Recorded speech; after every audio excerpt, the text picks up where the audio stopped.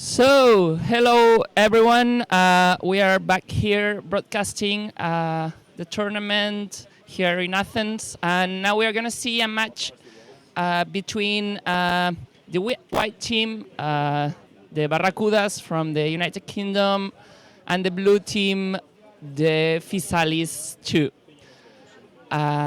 Both teams are preparing for the start of the match, and we want to hear your comments. So if you want to drop a message, we would be pleased to share the match with you and to comment it all together.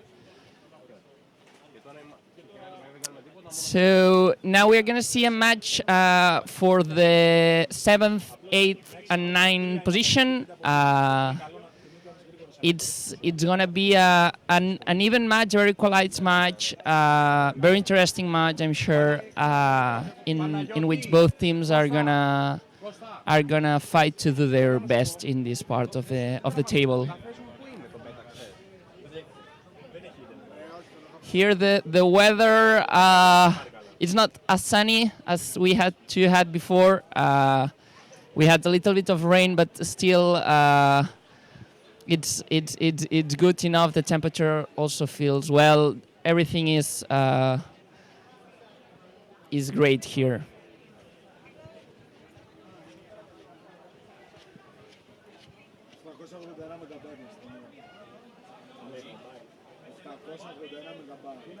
One minute before the match starts.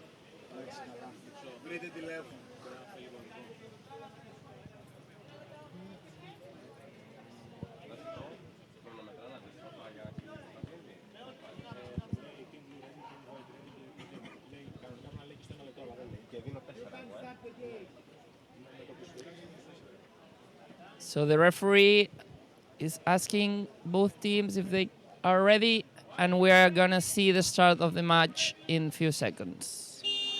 So here they go.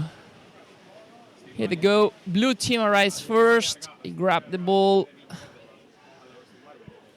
There's fight in the middle of the pool, and eventually we're gonna see who ends up with the ball. So we have a jam ball. Yeah, we're definitely going to see a very tight match. So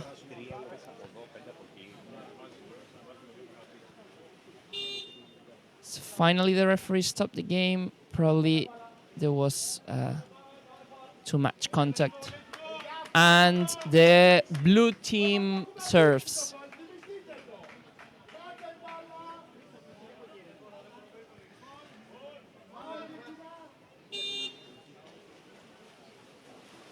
Here it goes.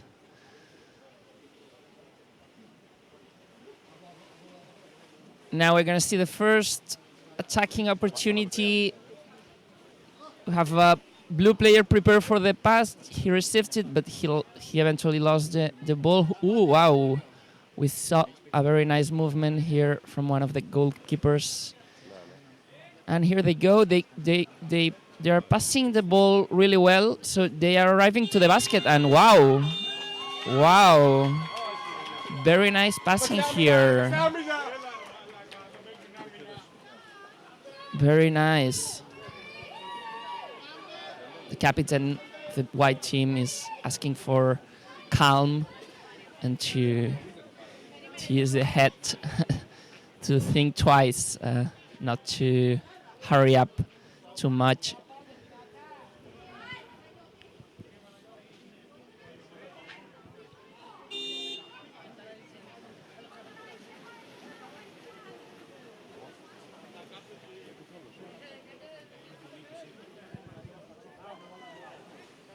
Well, the blue team crossed pretty well the defense, and they arrived to the goalkeeper, but she's alone.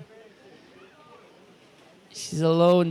They need more people underwater. They want to score.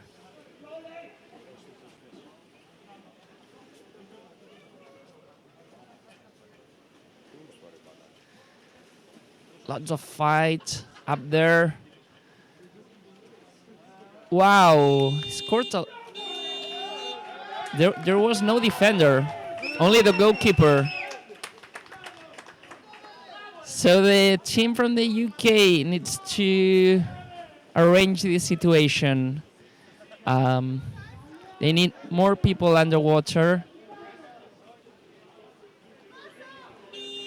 and to be a little bit more organized. Need to go back again. Back again. Fighting between the colleagues of the same team. And arriving to the other basket. So we are seeing a game going back and forth.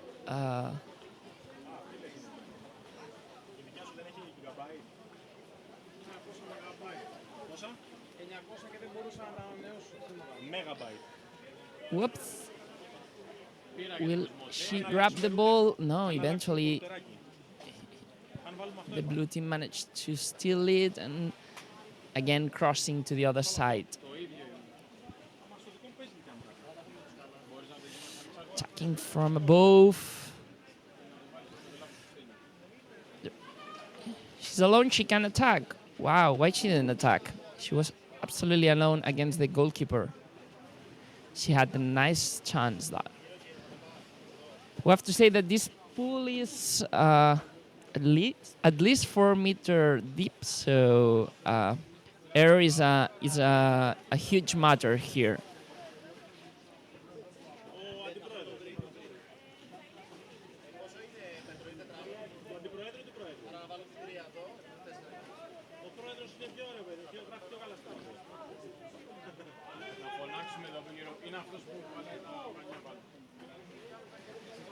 Jumble again.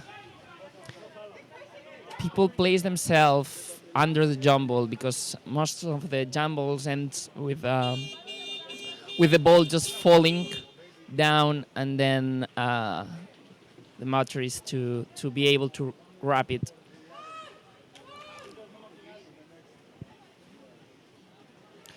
The referee stopped the game, and now we are going to see a free kick from the white team.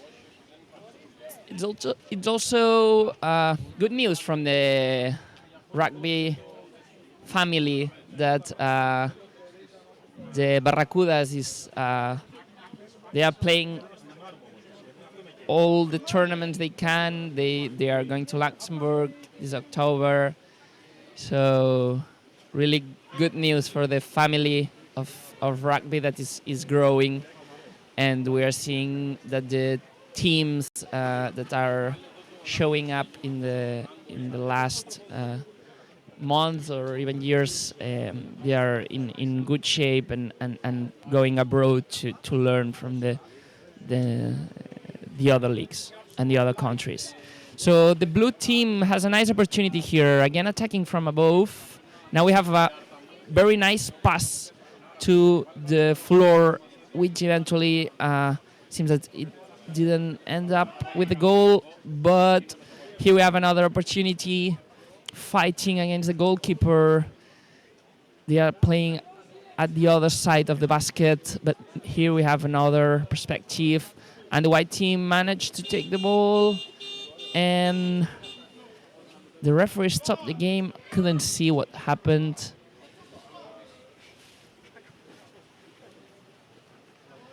Couldn't see what happened, but the white team serves.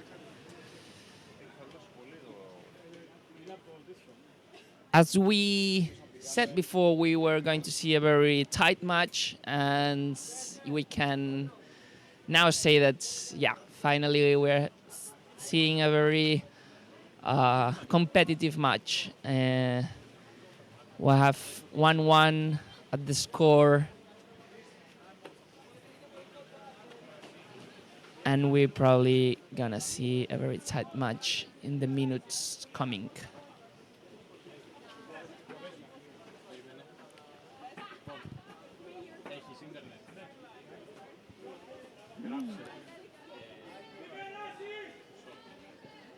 As said before, keep sharing your thoughts, your impressions on the match, uh, posting your comments.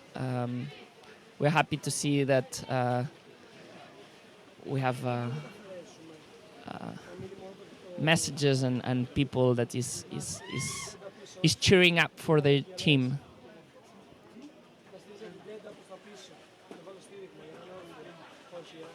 Lots of fight here in the middle of the pool. Ooh.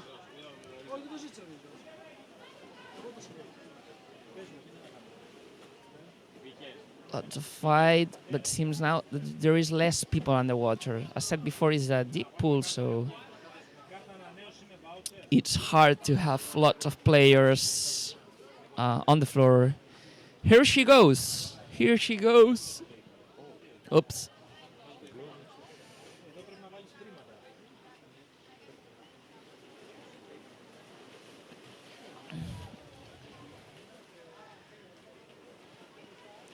We have to bear in mind that players are tired at this point because we have a nice opportunity here. Which player could stop? He just came from outside. It was just a new change, and that was a surprise for the attacker. We have a goal. We have a goal for the white team. Sorry, for the blue team. 2-1 now on the score. Fysalis, the second team of Fysalis. They are in good shape. Even the second team is doing well in this tournament.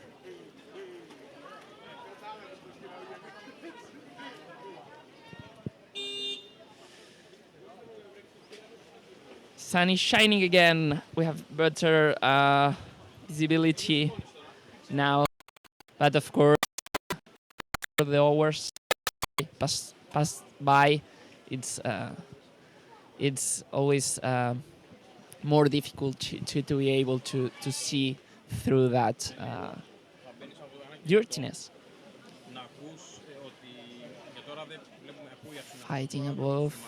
That kind of passes from above to the bottom normally leave the player above alone, so they are usually a very nice opportunity, especially if the player above is a fast player.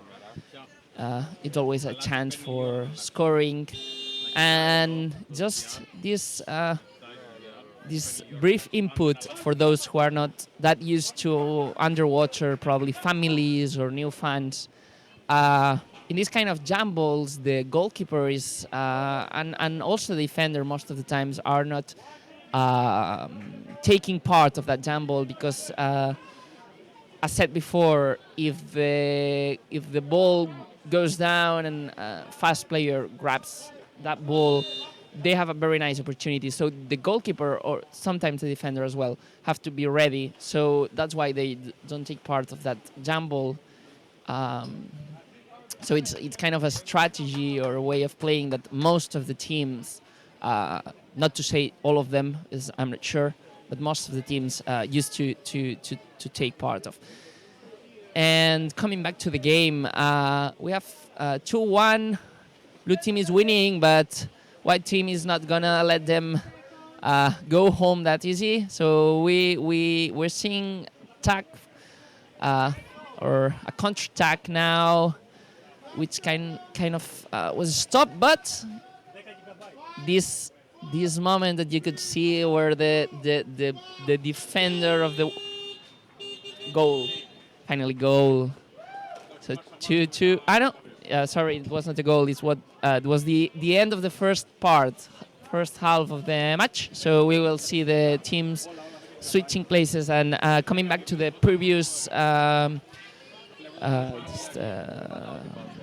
opportunity.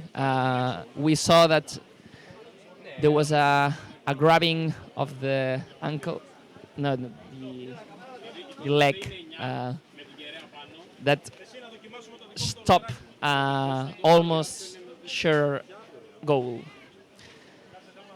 Changing sides.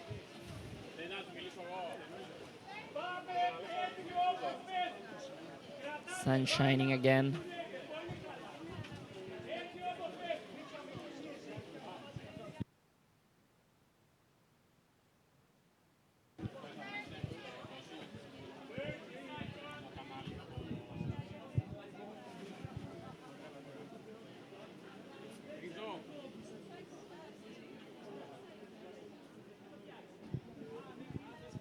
What kind of changes do you think that the captains of the teams, the coach, should, what kind of advices or should they give to their players, or what changes of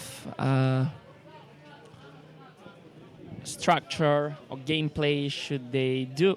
Please leave your comments.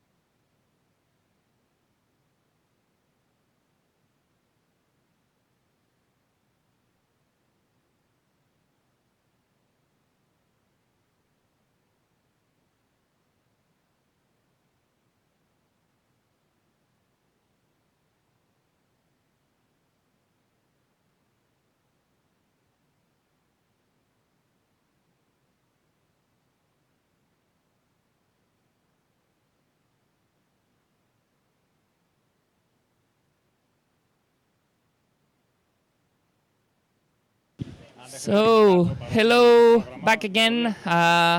We are here with Anna Yes, from Austria. Austria, commenting here the second half. We also have this comment from Jose Castro, also known as Colombo. He was asking, what do we think about having one day for the mixed teams and the second day for the female teams? So, Anna, maybe that you are playing tomorrow, what are your thoughts? Do you think this is a good way of doing this tournament? I think it's a good way, yes. It's very important to have a female tournament, and it's very good to play the day before in the mixed games. So, yeah, the journey is worth it, I think. I don't know Yeah, what the guys think. absolutely. I think it's a very great opportunity, the girls to play together and also to be able to play the day before. We are seeing Now we have a goal a goal, yeah. The blue team. for Fysalis. So he's going forward now, 3-1 on the score. So we will get back to the game. I don't know, Colombo, if you have any idea or which are your thoughts about this kind of a structure. What do you think? So, white team with the ball, with a nice opportunity here. which This almost was a entered. very nice try. There was a pass here that the white player didn't see coming, but fortunately they managed to grab it. Lots of fighting here near the basket, so this puts lots of pressure to the defense to be near the basket. Gloucestershire has very nice attacks, but they are always alone, so I think they need to help each other a little bit more out, Yeah, and then they will score.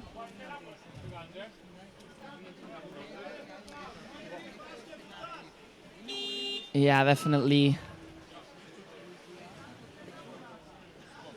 Also, I think it's an important part to improve are the passes, because we are seeing lots of them that they don't eventually get to the person that they should go.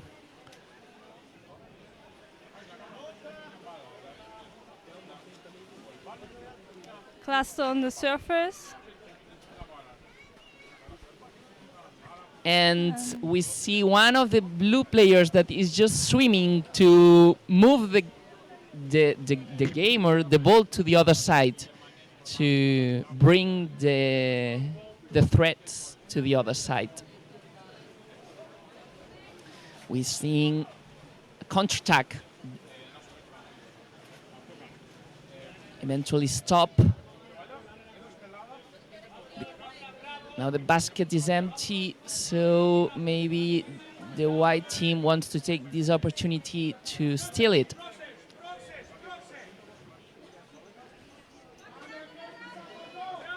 Six and a half minutes for the end of the match, and we see the ball here falling, which normally brings an opportunity for the attacking team.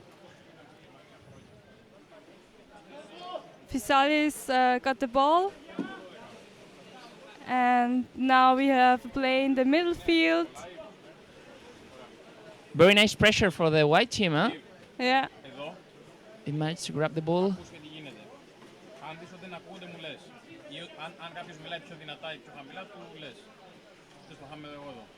Barracudas trying to attack. Probably they need a little bit of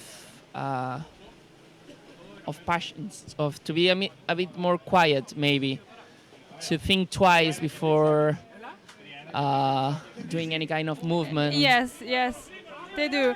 But they improved a lot last year, 6 months. They're doing great. Yeah, definitely. We were saying just before that it's a very new team and they are playing lots of tournaments and improving a lot, so it's very good news. Yeah. And most of them are training for the World Championships, so this is a great tournament to get experience. Yeah, I think so, yeah.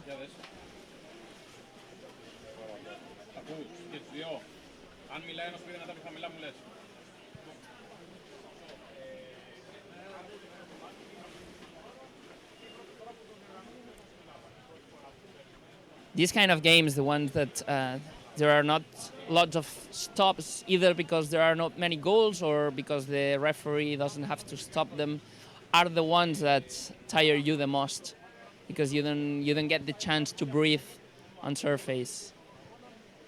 Yes, you have no break. Yeah. So we have to take that into consideration for the players, the effort that they are giving. And so you say they should play more dirty or? Dirty? Yeah. No, not at all. So there are more breaks. I just meant that we have to take that consideration for them. Now there's a call. Yeah, I think we're gonna see a free kick for the white team.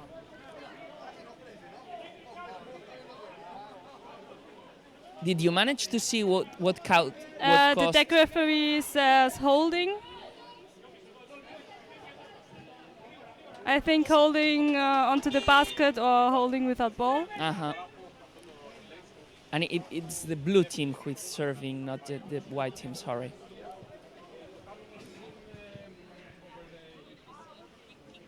Thank you, Andrea, for cheering us up. Thank you for watching and commenting.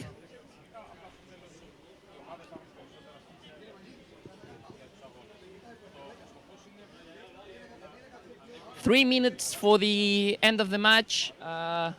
Remember, we have 3-1 on the score. Very tight match.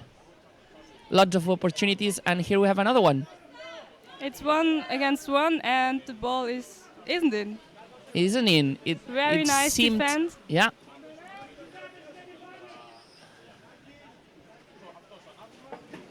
There are some holes on the defense. Now the basket is empty, but the ball is for the white team.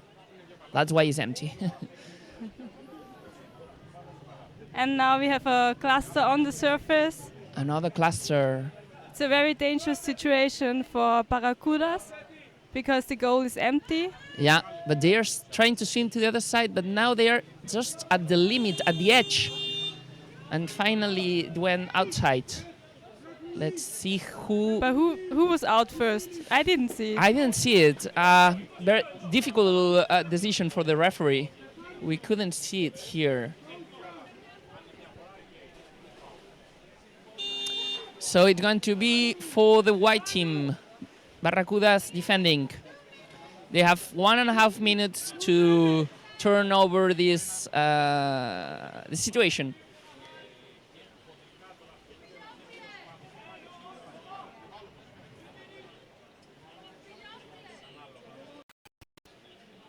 They managed to steal the ball. Very nice move. But unfortunately, there was no one to pass the ball.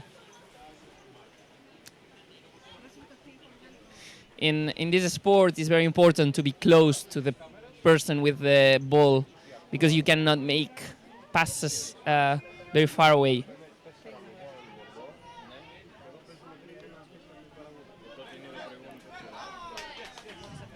Okay, 1 minute. 1 minute. Both teams tired. Barracudas want to score a second goal. Fysalis want to keep this score or to go even farther. We have 30 seconds to go. And now we have a cluster on the surface.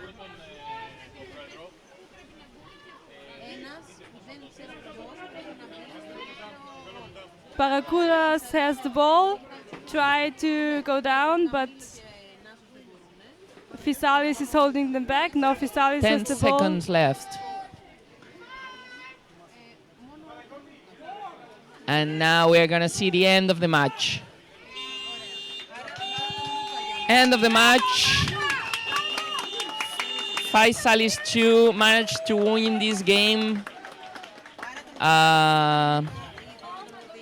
Just to remember to the people that is listening, they are fighting for the 7th, 8th, and 9th position. So thank you for watching.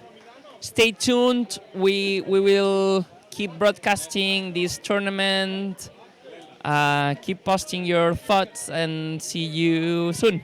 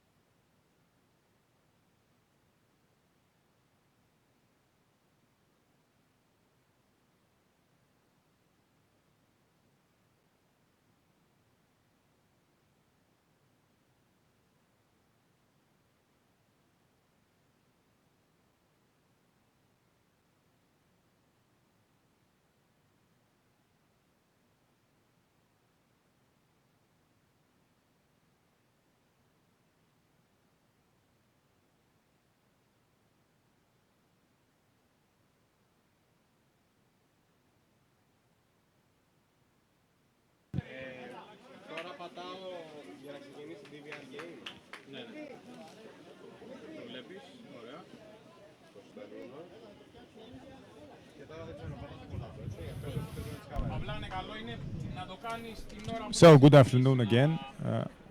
We are ready to begin the first half of the match Milan against Lucern. No, Milan is the second game, which is Lucern Against Bordeaux. Against Bordeaux, yes. Yes. Thanks. Thank you for it.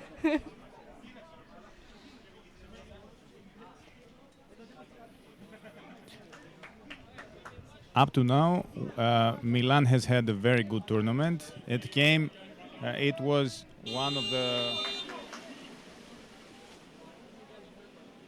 of the times that they had full capacity, full roster. Because usually in the international tournaments they struggle to come with full team. But they have come really strong, and up to now they have had a very good tournament. So now we see that the possession is a bit contested, but I would say it's mostly on the side of Milan. Bordeaux. And the first attack from Bordeaux, and it's a goal. Yes, it is. It is.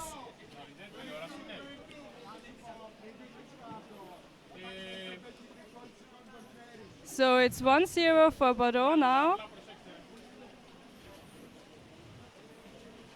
Bordeaux has had a very good strategy up to now, very offensively oriented, and we saw this also now with two players trying to practically possess the area around the basket, and it went exactly as planned by them.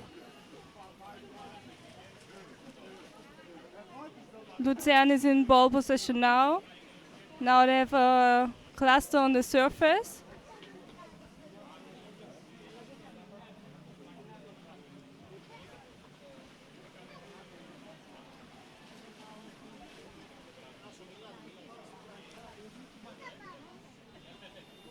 Okay, so Lucern is heading on the counter-attack, and unless this happens in the first seconds, then it's very difficult. Okay, Bordeaux has managed to secure their basket once again. Okay. And Bordeaux got the ball. They are trying to go to the other basket. Yes. And they have a very good team play. The passes are very well.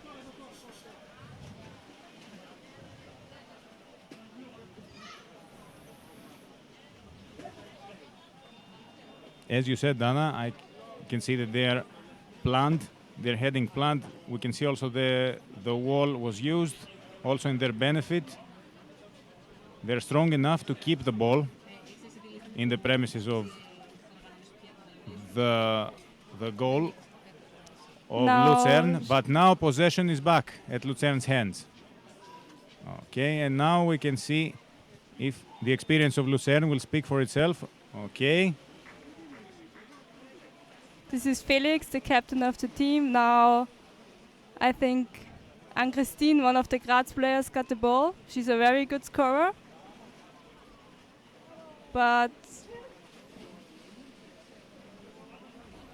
Bordeaux got the ball back.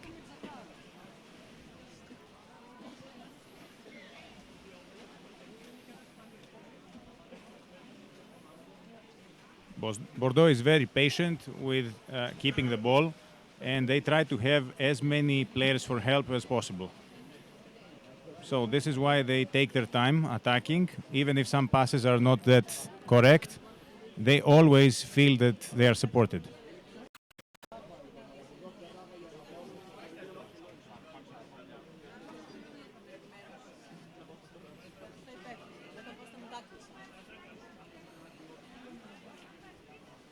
Bordeaux is close to the basket. We can see that. I think this is Anaïs. Yes. Trying to attack from above. And she's excellent into clearing quite a lot of defense. She went over the basket. So now we can see the ball circulating once more. Very nice. Another goal for Bordeaux.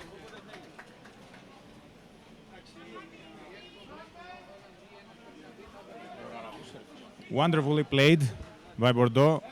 They actually had the ball in the danger area quite a lot, and they tried different angles of attack. It proved to be quite fruitful at the end. Exactly. I like the play of Bordeaux actually because it's very structured. It's quiet. They wait for each other to go in, and then they go out with the ball. They don't lose it, and they go in, wave, wave and wave until the ball is in. So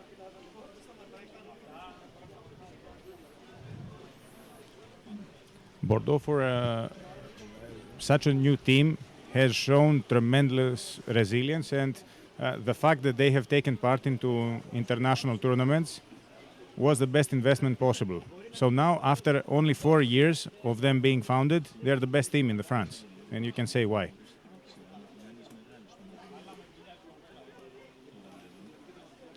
Once again, we see a lot of pressure from the side of Bordeaux. Lucern is trying to, that's a good opportunity for Lucern to get back the ball, and so it goes. Okay, Lucern has to secure possession.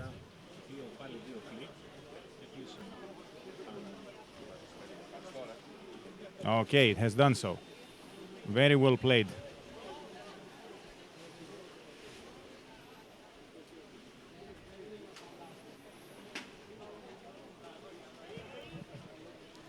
now Lucern is attacking.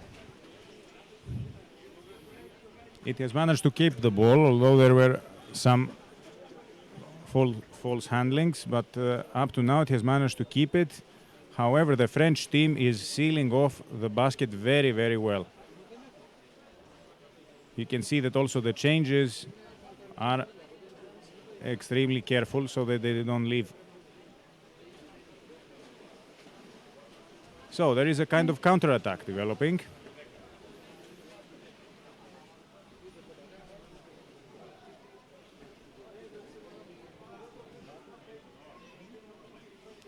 Okay, Bordeaux had quite a good chance with strong players on the basket, but now the ball is again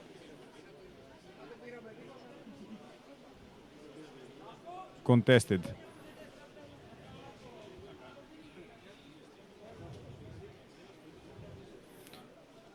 I would expect more players of Lucerne to wait under the ball, but most probably they are taking the opportunity to breathe a bit. And Bordeaux is once again trying different angles of attack.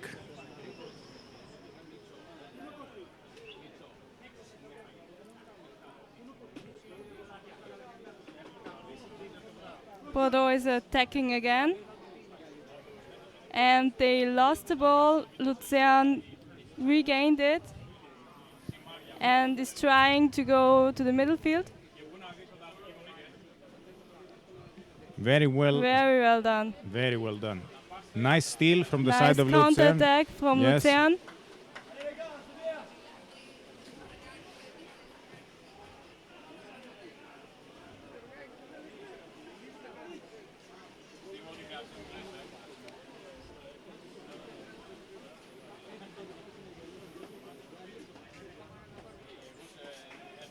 The French are helping each other so much, they didn't leave any empty space at all, although Lucerne had a wonderful chance here.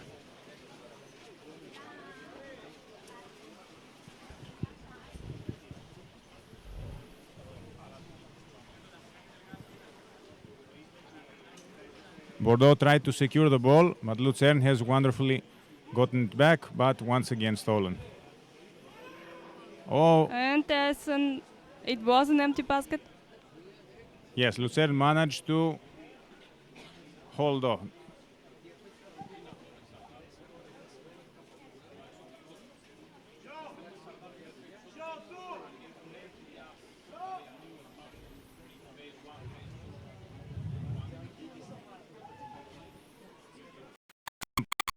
Bordeaux is feeling maybe a bit exhausted, and this is why they are playing a bit more in the surface.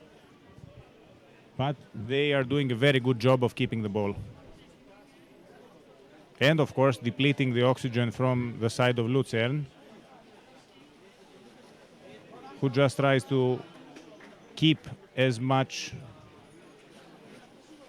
room, not empty, so that the players of Bordeaux come and cover it. Now we see some surface play. And a counter-attack from Lucern.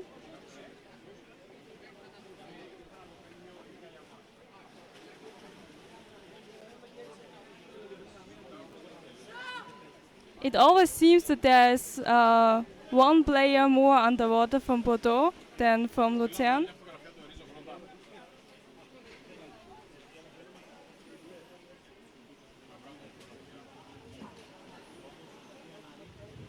Let's see now.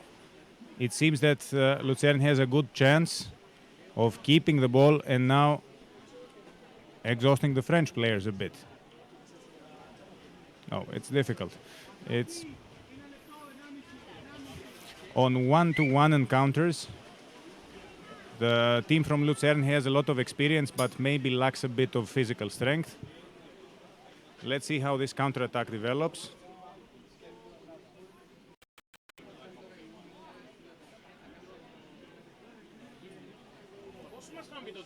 The players from France are trying to really get as much room as possible close to the basket, so that they would not allow any of the defenders to maneuver. You can see they're always attacking from either the side, either the one side or the other. Lucern has kept the ball. And I think it's the last chance because we have 40 seconds to go in the first half. Let's see how this develops for Lucern. Lucern is attacking. It would be very good if we saw a goal. Wonderfully passed.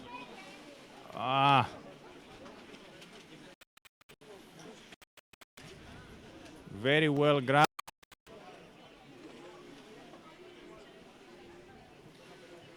We have 10 seconds more. See if this...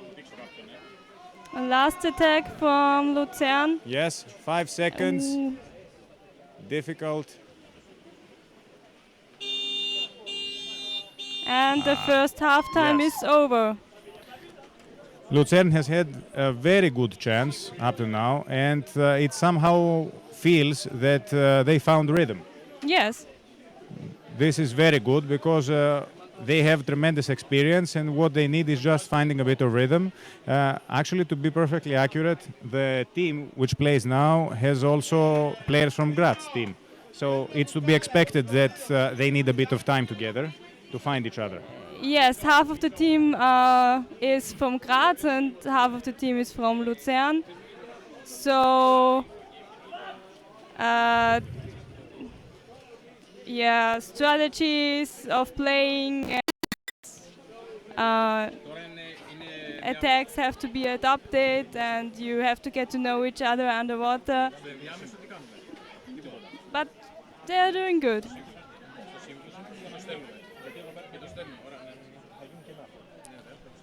We saw a very interesting game from both teams.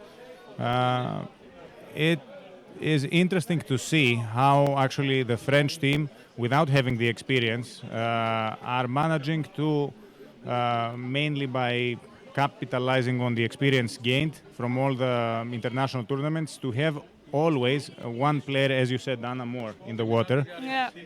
It actually seems that they are supporting each other so much that even if a ball gets lost, there will be a high chance that they will regain possession. But let's see, I think that Lucern has managed to find the rhythm, the pace they needed. So it will be a very interesting second half indeed.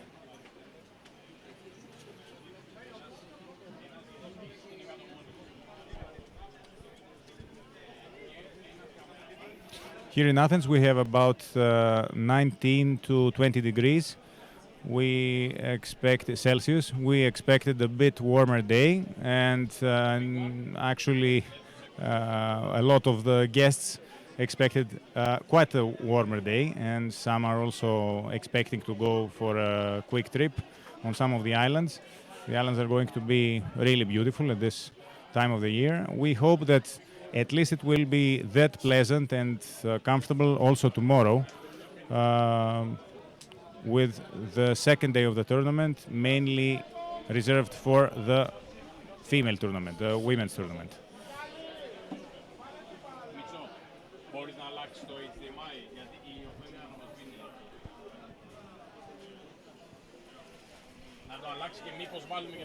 Anna, do you have any funny facts from the French team to tell us?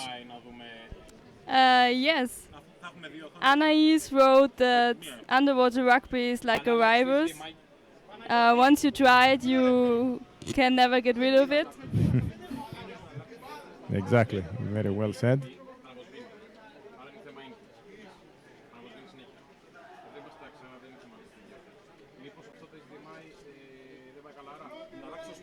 One of them wrote that they, before they played underwater rugby, they didn't use a snorkel.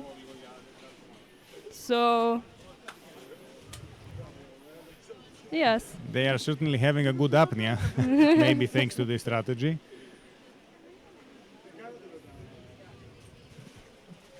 Good condition for indeed. The French team is waiting to see if there are open spaces to get the ball. The possession is in the hands of Lucern.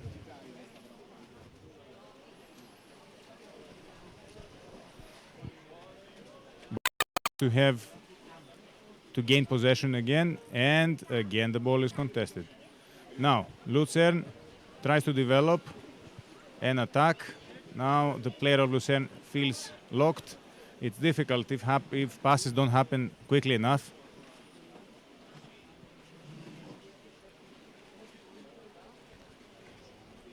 Bordeaux has the ball, but has a little bit difficulties to get to the other side.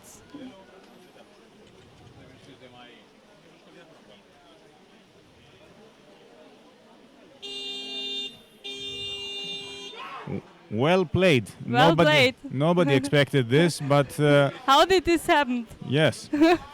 Most probably the goalie hadn't sealed off the basket well enough, because other than that, this didn't seem like it would be a dangerous occasion.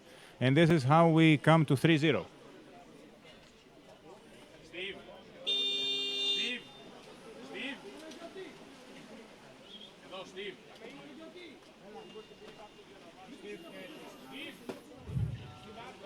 Lucern has the ball, and they're trying to play at depth, something which they have lacked during the first half. Okay, we can see quite a lot of possession. Okay, the camera helps now a bit.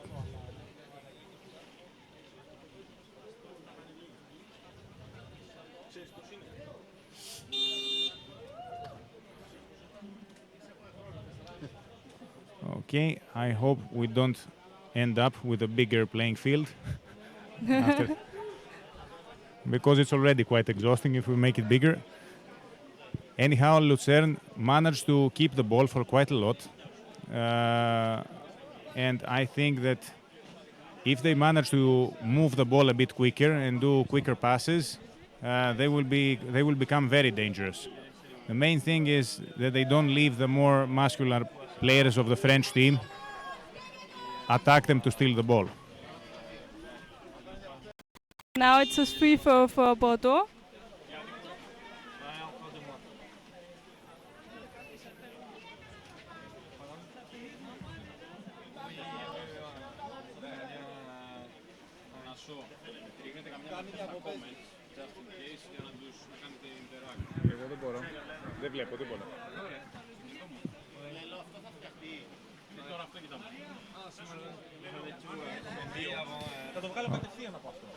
Bordeaux has the ball, but we see that actually the ball is contested. Lucern has gotten the ball. Now let's see how this develops. Lucern needs more ball, more players at depth. They have the experience to handle the situation, but they need more lungs down there.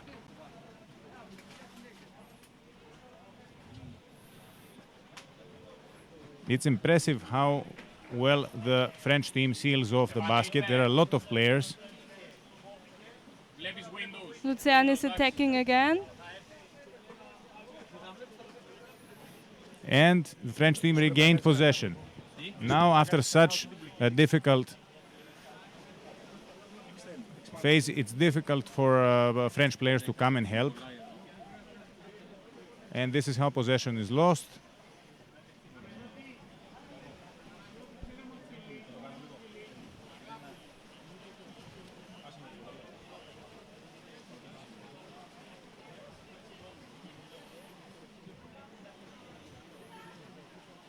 Excellent. Although slower, they have managed to keep possession. Now it's 1 against 3 and Well done. Almost.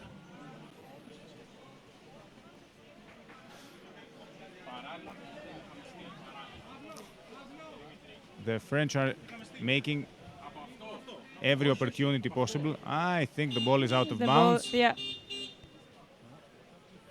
And I think it's a 3 for Lucern. Now it's a good opportunity for Lucern to get all of their players in front. I'm not sure that they need to be conservative. They should score or try to score now.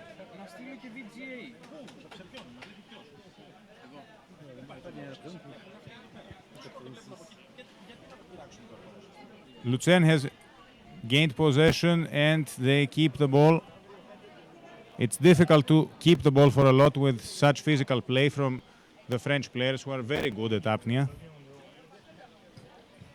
And the ball gets back to French hands.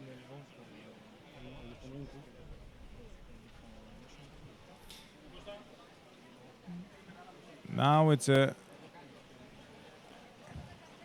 dangerous moment for Lucern. They have to gather up.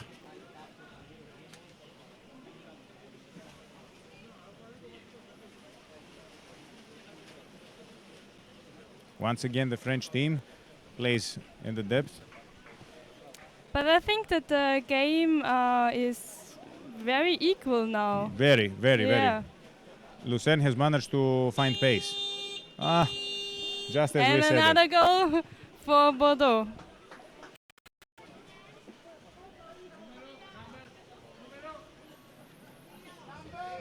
Bordeaux has managed to exhaust the team of Lucern when they were having a very good attack attempt. So most probably now they couldn't manage to pull behind and try and deflect this attack.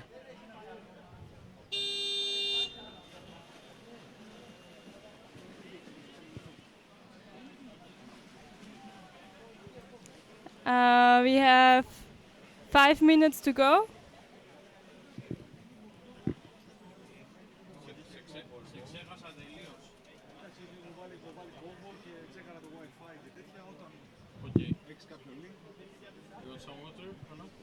Thanks.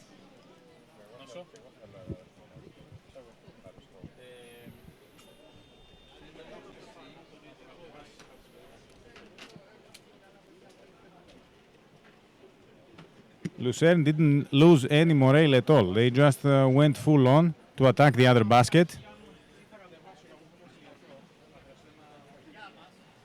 Excellent steal.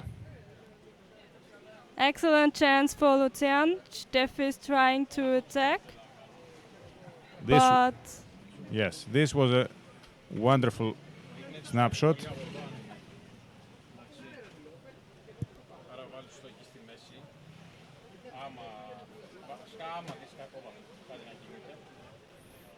We can see that Lucern is going to is trying to steal the ball and cause a quick counterattack.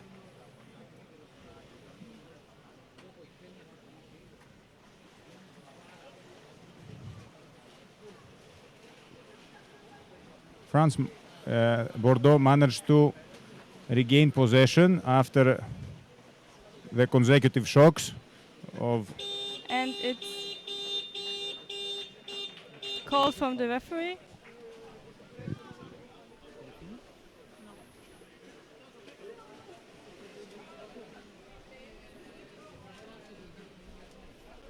Free for Lucern, and we have 3 minutes to go. Most probably there has been a grab on the goal basket.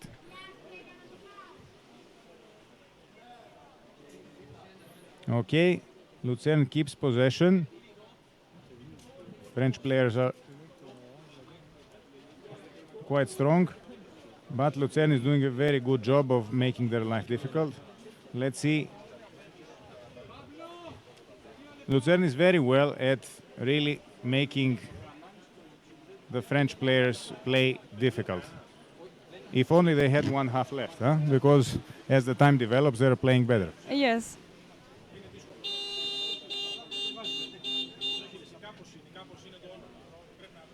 Another call from the referee. Another free throw for Lucern.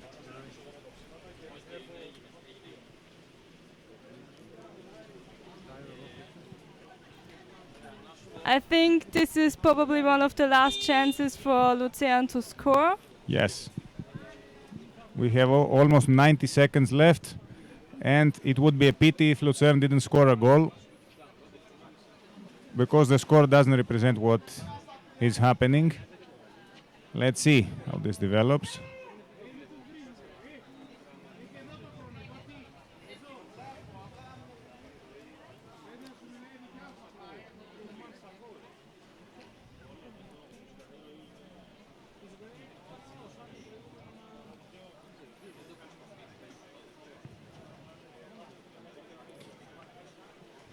Okay, Lucern again has possession of the ball. We see a lot of players trying to go on the basket. Well done from their side. They're trying to take any chances left in order to score a goal. And they managed to keep possession. Impressive.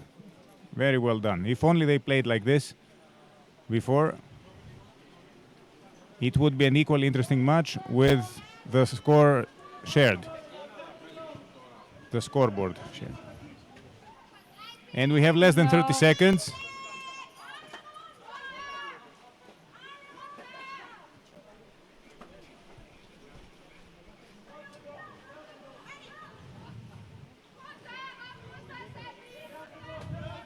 Ten seconds. The French team have managed to take the ball to the surface. It's very difficult now for Lucern.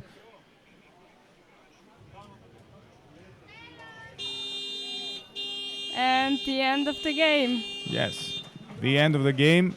A very interesting game. I think Lucern had the chances to really develop some more opportunities. The French team played very strategically at the first half and very strongly in the second half, so they didn't leave any chances. Anyhow, what we can see here is that the progress of the Bordeaux team is tremendous. Against the experience of Graz and Lucern combined, they provided us with a lot of very, very impressive snapshots. So I think that this is one of the best tournaments of Bordeaux, if not the best by far, that I have personally experienced. And with such a big amount of players, I can only see them becoming top teams.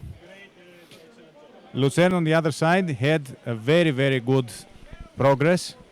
But I feel that at the time where they found pace, they didn't manage to have enough strength in order to steal the ball back as many times that it had been stolen.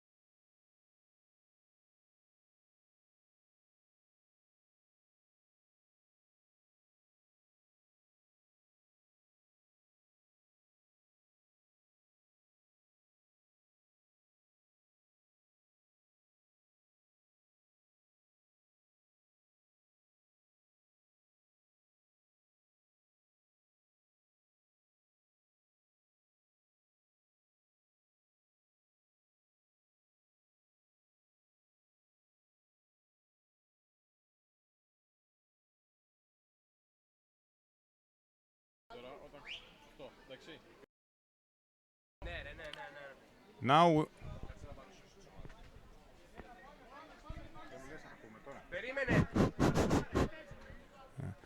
we have two teams for the next game. It is expected to be a very, very good game. Firenze against Barcelona.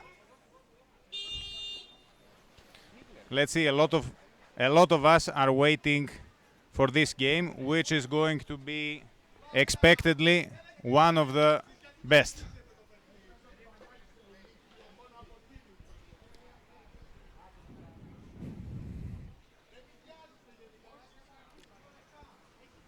A lot of strong plays. The ball is contested.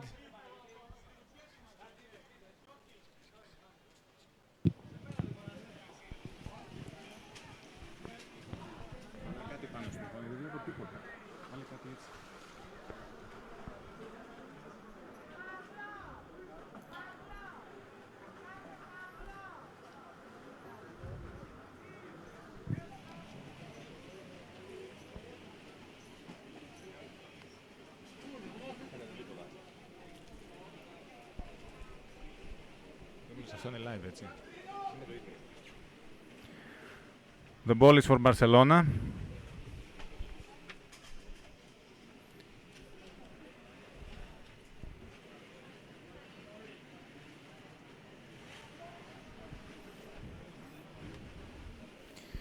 Excuse us, we have a bit of a technical problem. I think And it was a goal we have a goal scored. against Firenze. We have a goal scored for Barcelona. Τώρα είναι επιφάνεια, είναι καλή. It's 1-2. They managed to drill out the Italian defense.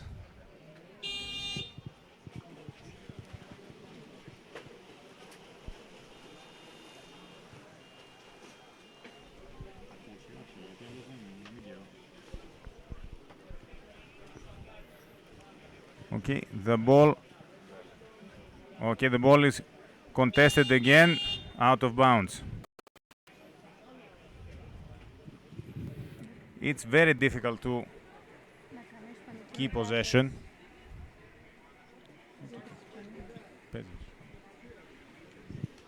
Hola a los españoles que escuchan y ven live stream. Bravo, Barcelona está jugando con Firenze y gana 1-0. Firenze está atacando. Cristina, very impressive. Your Spanish knowledge. I didn't know that you. Gracias, Nacho. Let's check the game. Now we have a counter-attack developing from Barcelona. And the second goal scored. No goal. There was no goalkeeper there, I think. Yes. For Firenze. But they were very quick to react. Barcelona has managed to take their play to another level. Their fitness has gained up a lot. So now they are able to take all of the tactics that have worked up in the past to another level. I think they are going to be very competitive on even a league up from the one that they're playing now. The same thing, I think. Counter-attack. Yes. We see the ball is circulating. There is no defense there. Yes. The wall is used also in their benefit again. They're trying to just exhaust the Italian team, which is making, however, good use of the substitutions.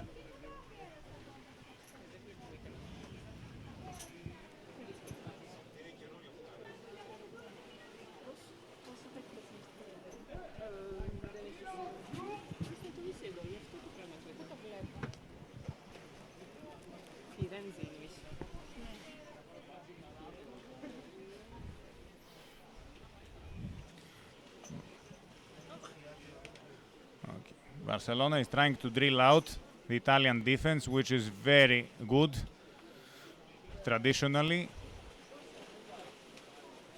And if fight comes in benefit of the Italian team, no. The Spanish team has gained possession once again, and they are planning to try a different angle of attack.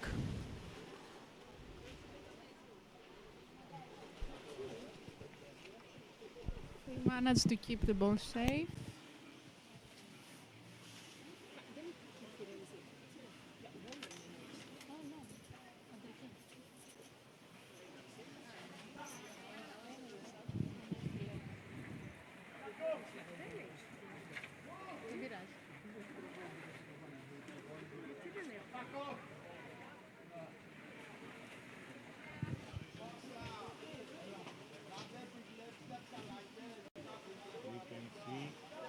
Team struggling. No video. Έχετε πατήσει κάτι.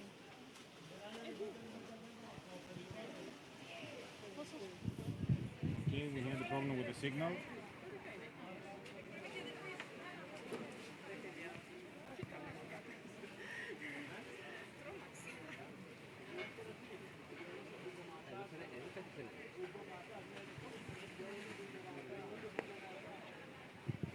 Oh.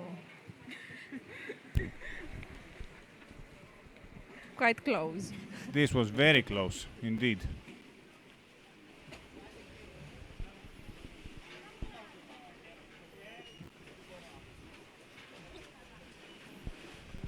Los dos equipos juegan con 12 jugadores.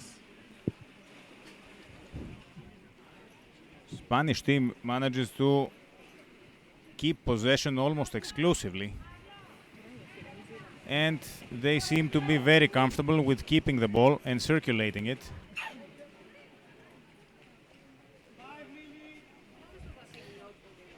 The Italian team is famous for winning a lot of physical fights, so as long as Barcelona is keeping the ball circulating, it will be difficult for Firenze to manage, first of all, to gain possession and then to try and score. However, the Italian team has very good tactics, so they will make the best use possible of any faults. Possession again for the team from Barcelona.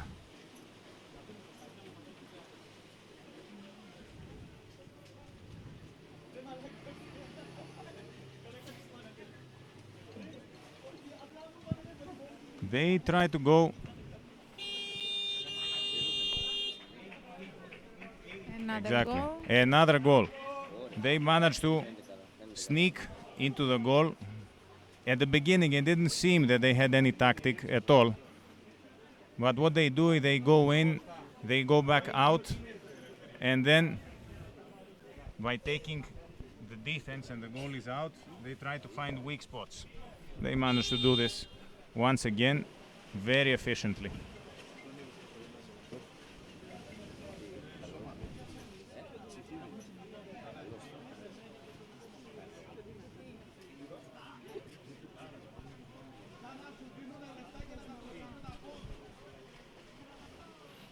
The Italian team has possession. Ball stolen by Barcelona. It's quite fast, the player. Yes, and very good handling skills and very quick passes. Look how many players there are at depth. And they managed to... Oh, there is I think it's... Oh no, it's a foul. It's a foul. Against Firenze.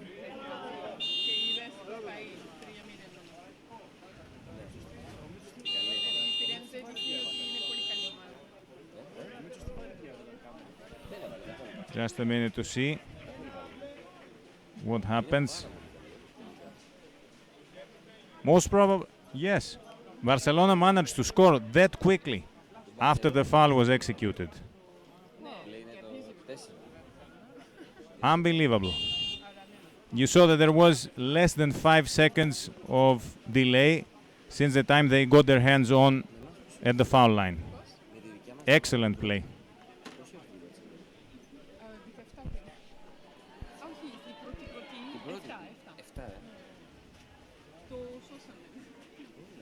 Πόσο 0 ή βάλαμε. Δεν καταφέραμε να βάλουμε. Τόσο πολύ ρε γάμο. Τόσο καλή είναι. Δηλαδή η δικιά μας η καλή ομάδα δεν μπορούσε να βγάλει γκολ. Εντάξει, είναι θέμα ολοκλήρης ομάδας.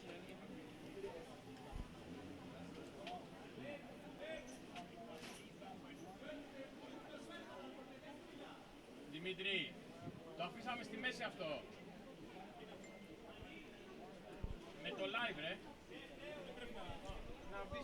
Some surface play.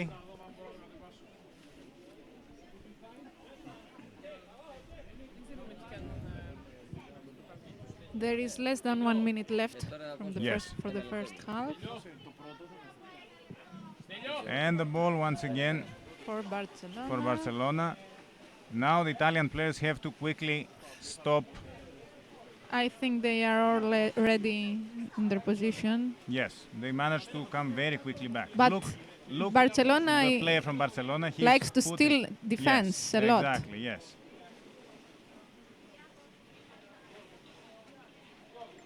Okay. A bit safer for Firenze now. Whoa. Oh, that was very close. Let's see what happens now. The ball is on the goalie.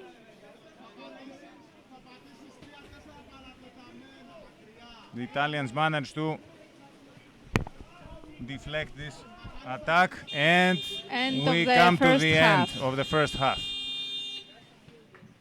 Very interesting game. We saw that the Italian team is physically very active and they try to stop the Spanish team. But Barcelona, especially in the first minutes, dominated possession, and by keeping the ball outside of the danger zone as well as trying to steal the ball from the defender as well as steal position from the defender and the goalie, they managed to score 4 goals in the first half.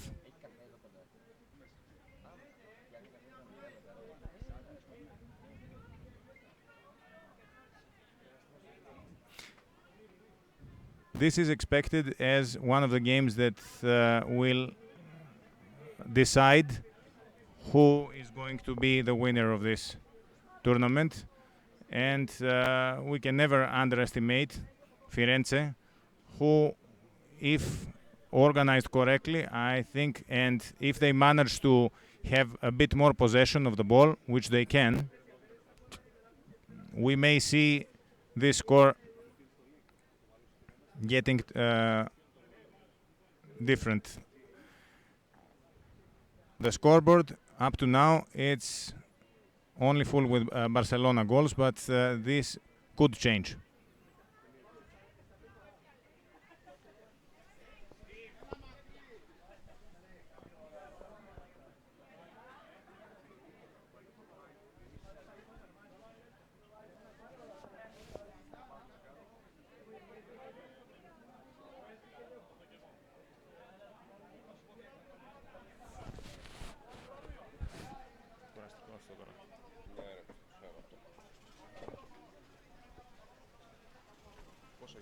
Άλλο ένα παιχνίδι. Ναι.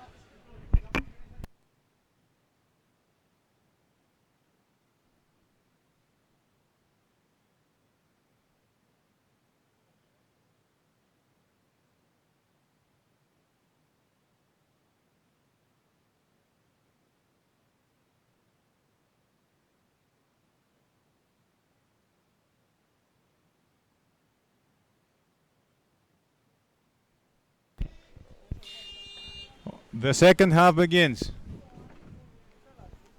Barcelona has managed to take the ball and, as always, very quick passes lead to them being at the other basket.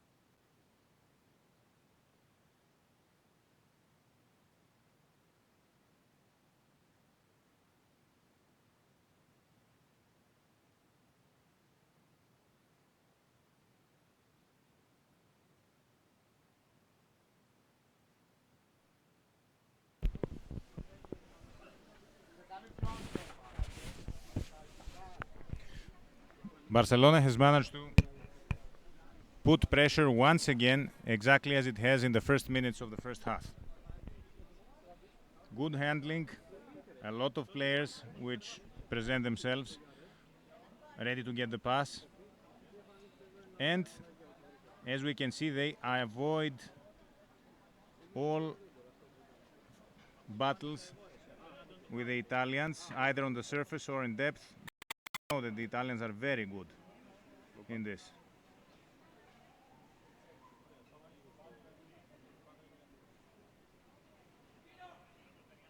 Barcelona keeps possession. You can see that at least two players show themselves in time.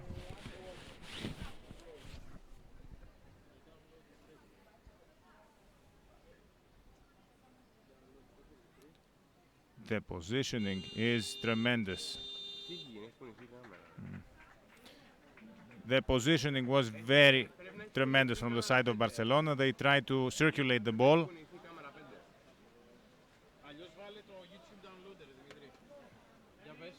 And they managed to score. Η κάμερα 5 πρέπει να έχει πέσει. Τι δείχνει, δεν δείχνει τίποτα. Δείχνει μαλακίες.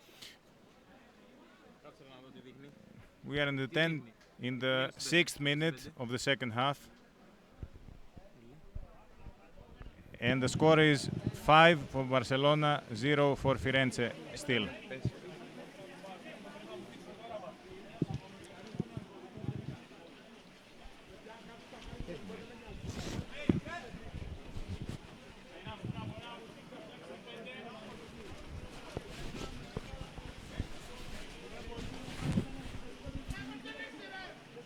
Trick handling from Barcelona once again, so that they secure possession. You can see that the ball is not secured, but they don't in their shoulder, but they are not looking to secure the ball. They're just looking to have quick passes, a lot of passes. The Italian defense otherwise is very hard to break, but Another goal. another goal, yes. Barcelona managed to score another goal. And this was between so many Italian players. This was unexpected. It was very, very well executed goal.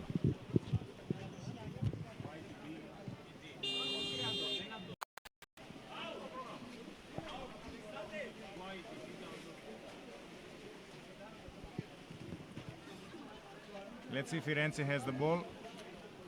And now, if they manage to not lose possession now, we will see very good tactics from their side.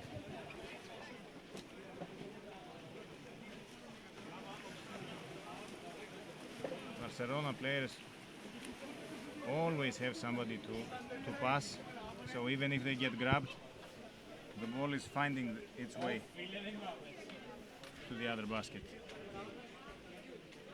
It's impressive how cleverly they are avoiding physical contact, although they're very good at it too.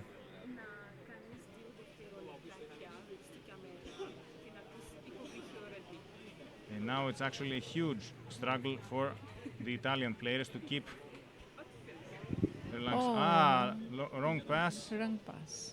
But once again Barcelona, and score.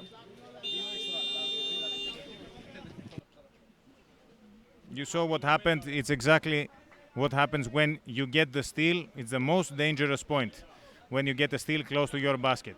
You feel that the danger has passed, but there is nothing further than true.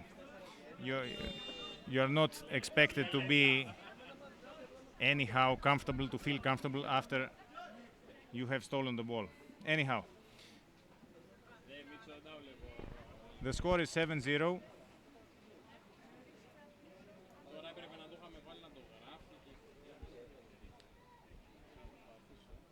Barcelona has managed to dominate possession as well as infiltrate very effectively inside the defense of Firenze.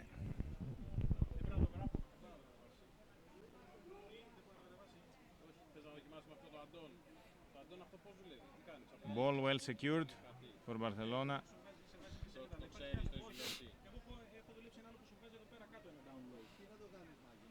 You see how far away they are from every Italian player because they just try to lure them away from the basket. It is expected because now they're also not. Oh, this is very close.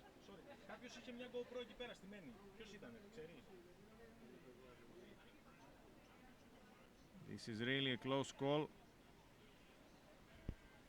There were two players from Barcelona grabbing on the same ball.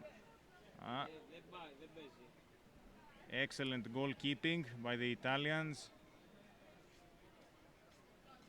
They managed to deflect also this attack. The Italians are very impressive at defense. The problem is that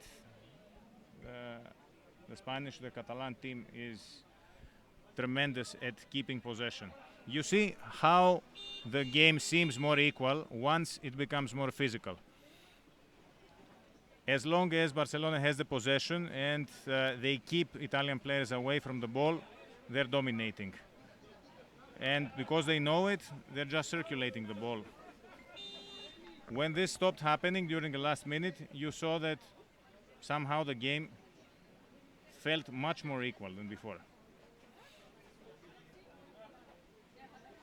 Let's see this counter-attack. Barcelona scored a goal. The counter-attack was wonderful. During the attack, the player protected the ball with his body, so it was very difficult for the Italian team, which had felt like it was time to attack, to come back. So now we come to 8-0. Barcelona 8, Firenze 0.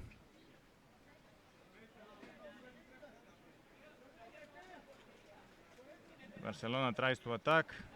They always have players. A lot of false passes in order to, and you can see that the ball is moving so quickly. It's very difficult to keep attention of the defenders to one side.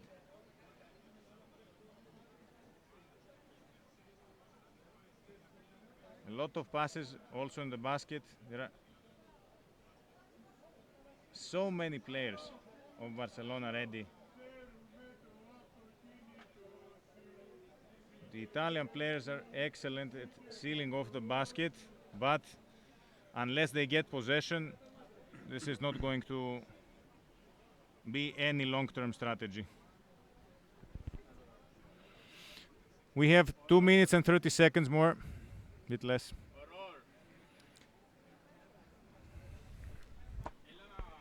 At some point, I had expected that the Italians would gain possession again, but Barcelona is really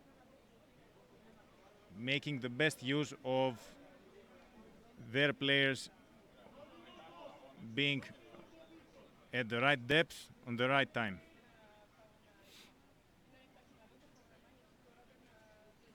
Look, at the time that the game becomes physical, it's very difficult for the Spanish players. Wonderful pass from Gabriele.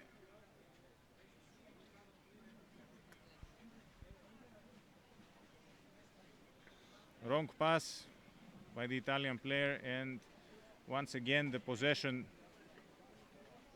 is in Spanish hands. 1 minute and 30 seconds.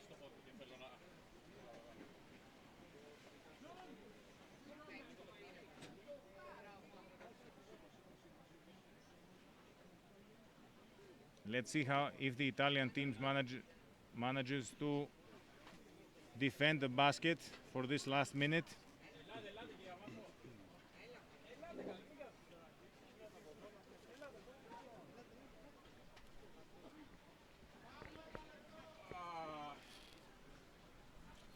It's very difficult to break such a dense defense. But the Spanish players are doing a great job of trying to surprise the defenders of Firenze.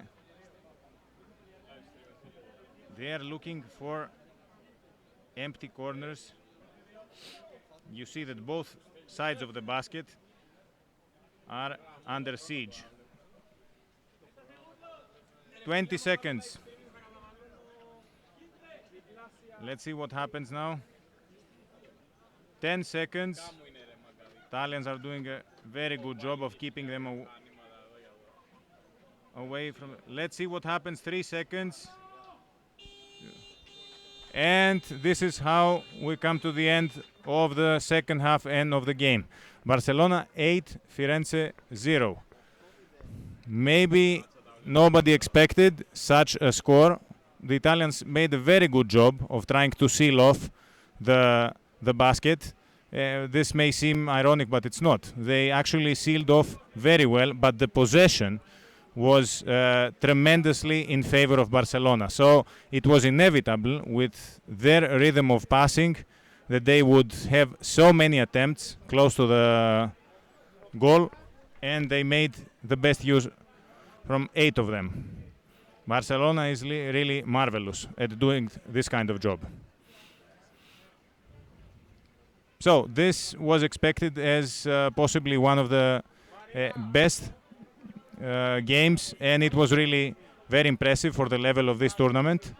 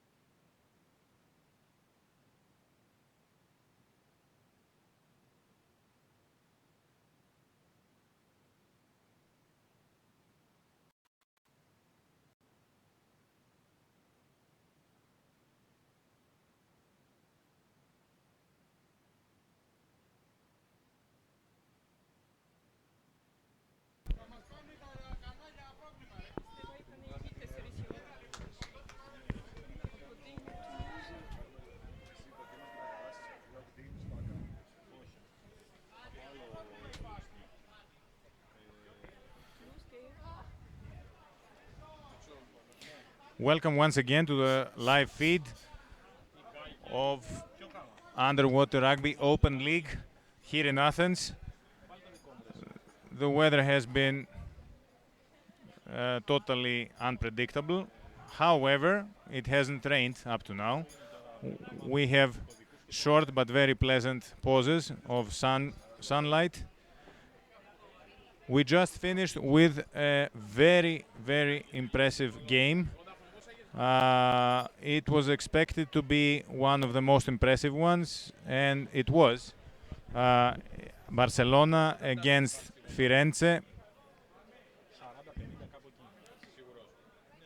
Maybe somebody would expect that Firenze would hold off some goals from Barcelona, but the end score, Barcelona 8, Firenze 0, is actually a good representation of what indeed happened.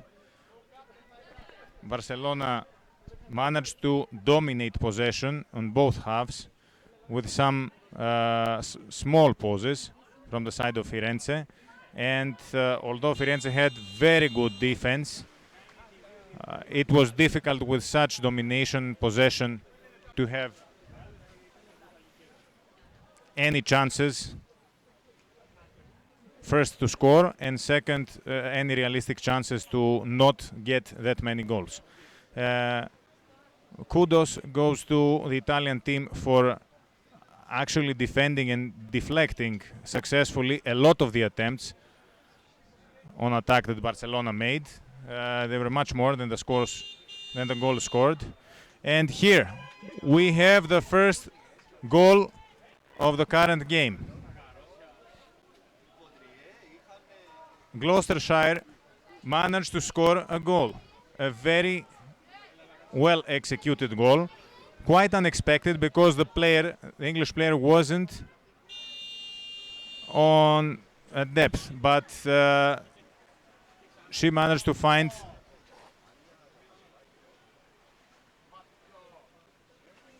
the correct empty space to position herself and score.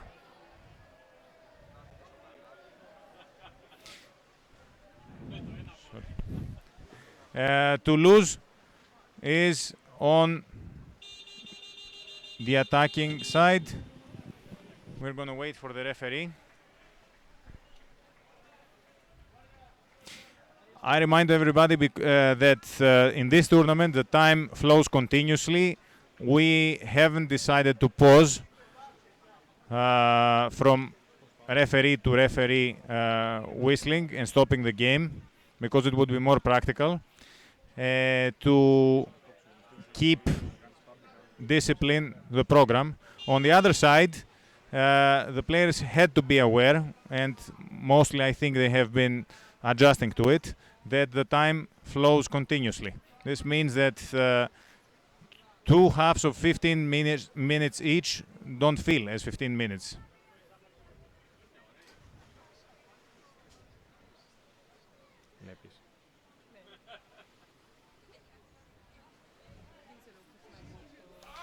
Aurore, tell us about the French team. When did it get founded? Because we can see that they are playing relatively well. Yeah, actually it's a new team. It started in 2017. And now actually it's a mix of two teams, Toulouse and Paris, because they are both teams that are new, brand new. And they decided to come to check what's happening in Athens for the Open League. So I guess it's a very good experience for them, and they're enjoying it. Thank you very much for this. So actually we have the French team being a mix of two teams, the one being founded in 2017 and the other in 2019 in January. So practically this is impressive how they managed to, without any experience whatsoever, international level, they managed to take the decision to come and play here. Well done for them, and the future seems very bright. Yeah, they are quite. They are quite good actually for beginners. And, as for the English team, Gloucestershire, this is new as well, actually, few years, if I remember well. And but they are good, actually. They have provided us with actually no information about when the club was founded. However, they have managed in their 2 or 3 years of existence to attend a lot of championships relatively. And if you count in that it's not as easy to... Oh my Yes, God. yes. And every time we can see improvement with this team, so it's very good. This was a very, very good Yes. goal. This is The quite English player didn't manage to score at the beginning because the ball fell on the rim, but he took the rebound of his own shot and he dunked. So sometimes underwater rugby can be a bit like basketball, finally. Yes, exactly. And this is interesting. We in Athens, we try to recruit quite a lot of younger children by advertising the sport as underwater basket. Yeah, because in the end, it's not that far. No, it's not. But we felt that with Greece having a very rich history in basketball, there might be a bit more attractive. interest. Yes, Yeah. and more. And we can see. They are fighting well, both teams. Yes. Quite good. For such young teams, they have really gotten the vibe of.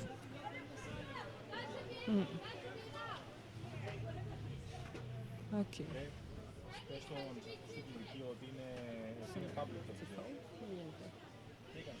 Ah. Okay. So it looks like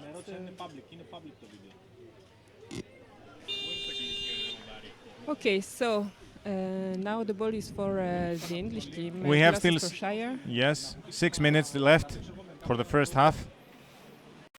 And 2-0 for the team. Yes. So, okay.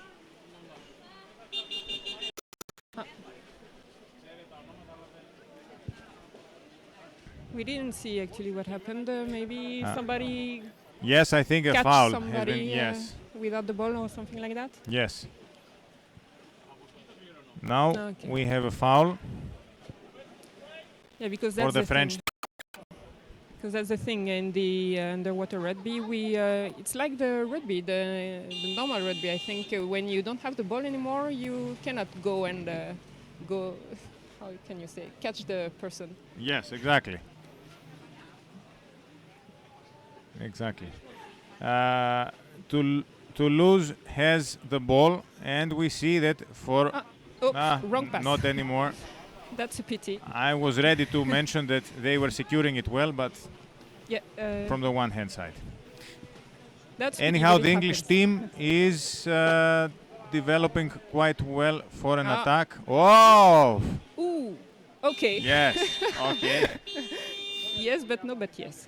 Yes, exactly. Not half of the ball was through the rim, but at Yeah, the end, yeah. the English player managed to take the rebound and score the goal. At this point, the French team needed more lungs, and maybe the attackers should be a bit closer so that the rebound would not be gotten. Anyhow, the French players had played well. Let's see now what Okay. happens.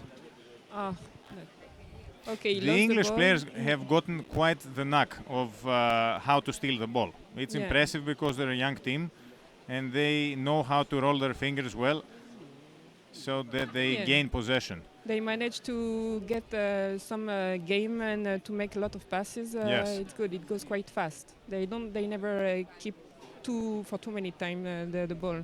Yes. And they No, go. no, no. Bam. It's Oh. okay. That's pity. That's Yes. the goalkeeper was not there. So Yes, exactly. Most probably the goalkeeper didn't have any air left, so he could not wait for his substitute. Anyhow, the defender didn't have any idea whatsoever. He had trust in his goalie being up. Yeah. He wasn't there. Goal scored. Okay. It happened. When you think you're And then there you have to get some breath. So let's see Toulouse. Okay. They they go secured fast. very well the ball. Okay, they have to stay Bravo, there. very, and very to well fight for played. it. Yes. The basket, the English basket is open. Okay, they Excellent have a from big Toulouse. opportunity right Yes, now. Toulouse stole the basket. Wonderful for a team Okay, that was a that good began reflex. playing 2009. Okay, yeah. It's a pity they had a very good opportunity right now, but now they are stuck on ice. And so let's see who was the ball.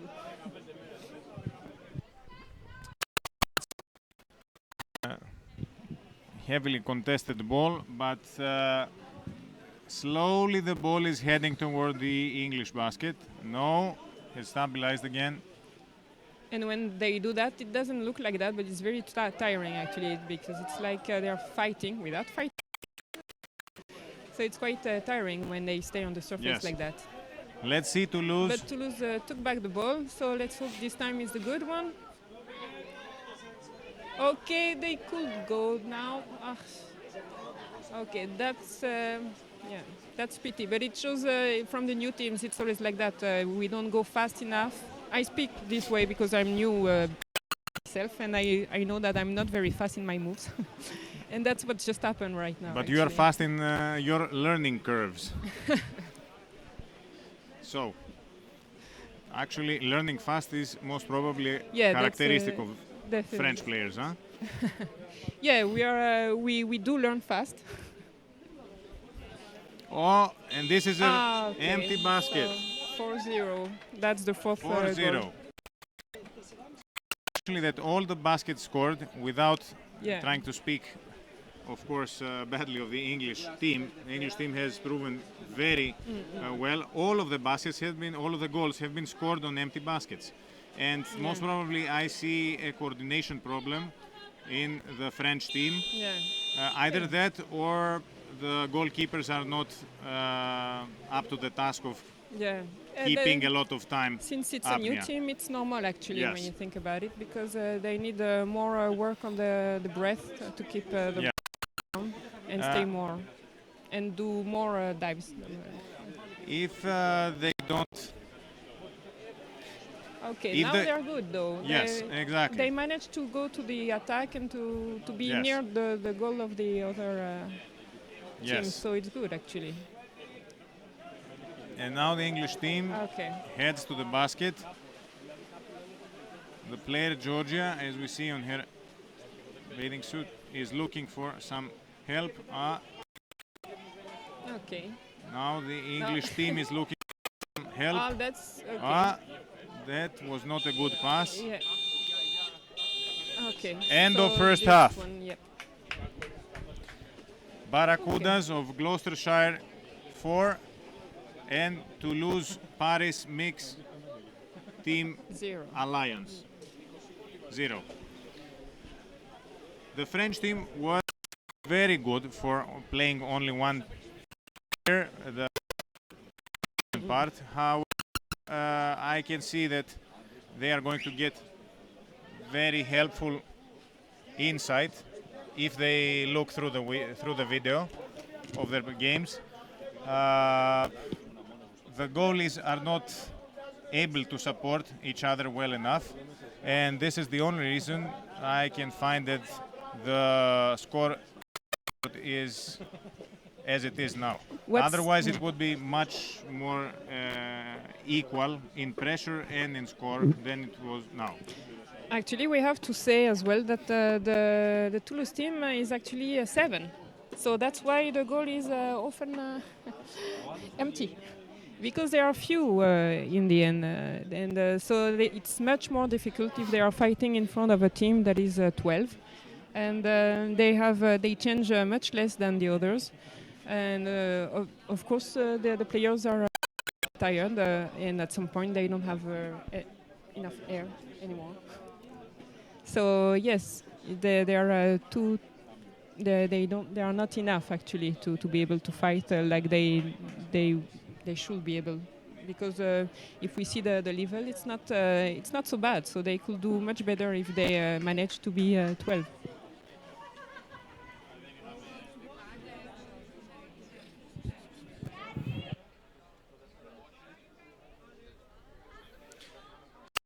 Is being prepared to be referees.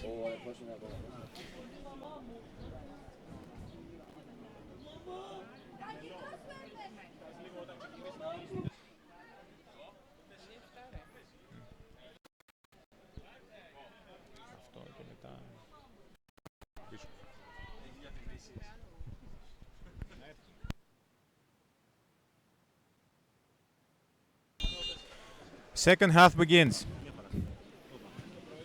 Up to now, Toulouse 0, Toulouse Paris Alliance 0, and Barracudas of Gloucestershire, the English team, 4.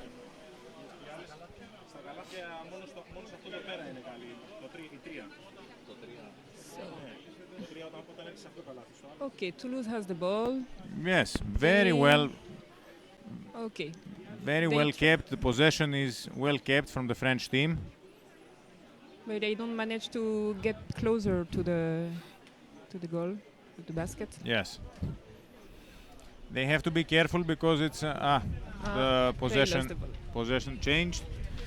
The French team have to be careful with possession. They have to calculate on their numbers not being enough.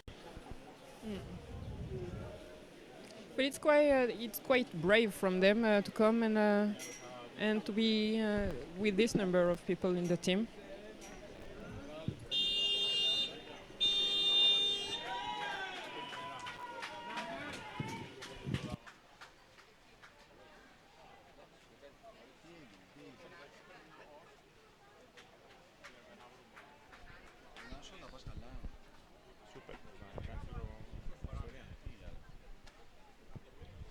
We have a scored goal by the Barracudas. The Gloucestershire team is very good at scoring with so little experience, but they're making very good use of it. The French team doesn't have that big problem in possession. They actually have a problem on finding passes.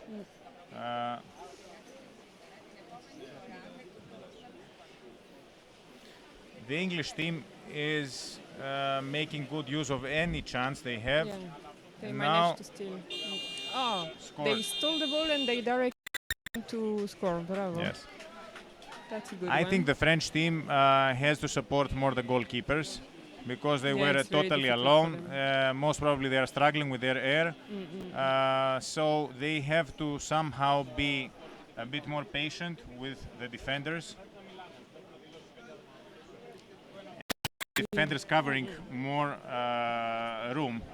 I guess it was their first competition in Athens now, so it was very. So it's really brave. I say it again because only 7 to come and play here. Yes, and it was very clever and brave of them to come here to really have the chance to compete at international level. Actually, the Greek team, we had the chance to go to Graz quite a lot of years ago for our first international championship. We still think that this was the most fruitful regarding experience gained. So it was actually a wonderful experience too. It kept us closer as a team. We hope that the new teams that have come here have this chance too. We saw that Toulouse had a wonderful chance. The best chance so far in the game, as much as I can recall. The whole of the team was in front. So now, if the English team goes quickly to the basket, okay, the French team managed to stop the counter-attack. Okay.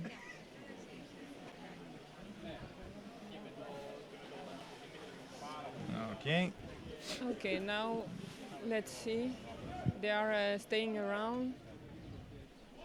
Okay, the goalkeeper is there. Yes. So now they are on the surface. Yes. Okay, fighting on the surface. Fighting. I'm not sure it's the right word, but It is. They are fighting for the ball. Let's see. Toulouse bravo. has gotten the ball. And Okay. now, if the French player has some, there comes some help. Oh no, don't go back to. French players need some help. They need some Okay, players to bravo. give pass. He found two other Otherwise, players. the second time that the French team is so close at the goal. Okay. If they stay organized like that and manage to give a pass quite often, that's a pity. Right now, he just gave it to an English, just a Shire player. Now again, heavily contested ball. Let's see who dives first for the ball. It's a dangerous point. Okay, French team they never gets the give ball. up. No. That's a good thing. Yes. And actually, say themselves that they never presented a full team to any competition. So that's a very that shows the struggle to find new people, and that's their objective actually, to find new people. And by coming to these competitions, they want to gain experience and share this experience to the new people that will be coming, hopefully, to play with them. We can see that the ball got lost and unpossessed just behind the goalie, and the goalie was glued on the goal. Let's hope for the best. Okay, they managed to keep it.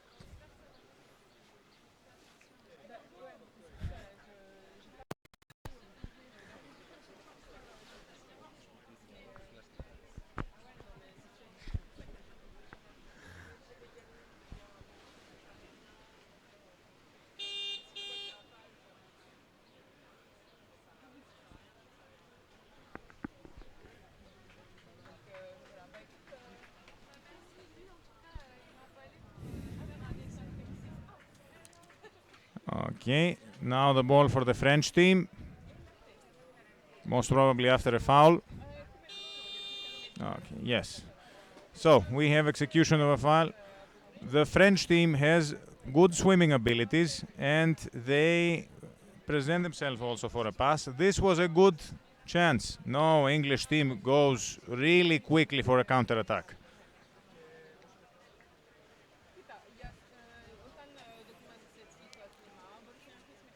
The French goalkeeper is waiting patiently to be changed. That's a huge improvement from the half, and this is why the score develops like this. And we are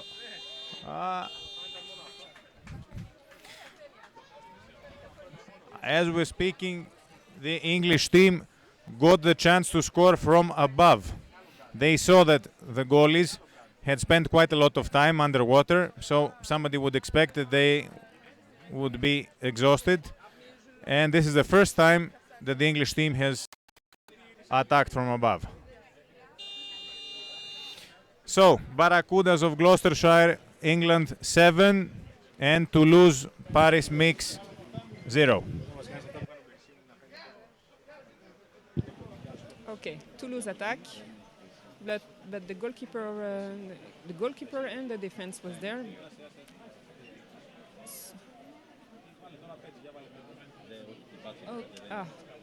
No, Toulouse still has the ball, so that's a good thing.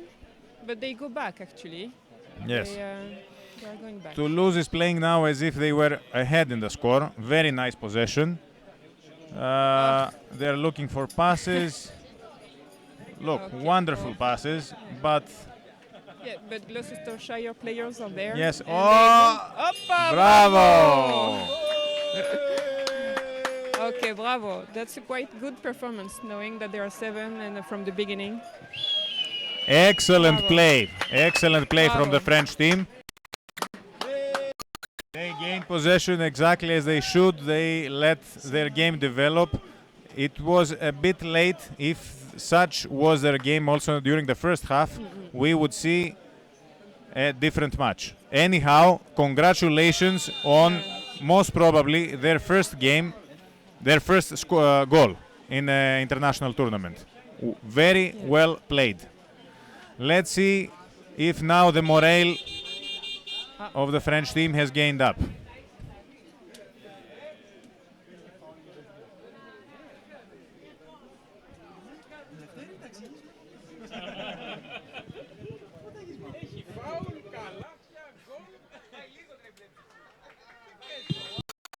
so. Toulouse has the ball again. Very well possession kept.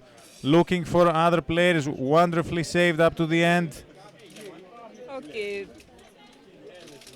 Okay, very, very. Gloucestershire is fighting for to take back the ball, and they got it. So now they are going back to try to maybe an 8th goal.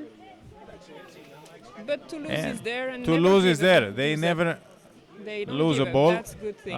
Let's see what happens now. If they give the English team time, then they play very patiently underwater. So Okay, now they play on the surface. surface play. Now we have less than 2 minutes.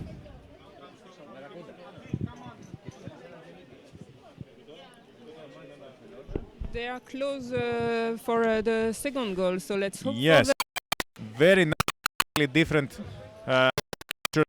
second half. The gained possession. Barracudas haven't scored except for once. The French team has scored once.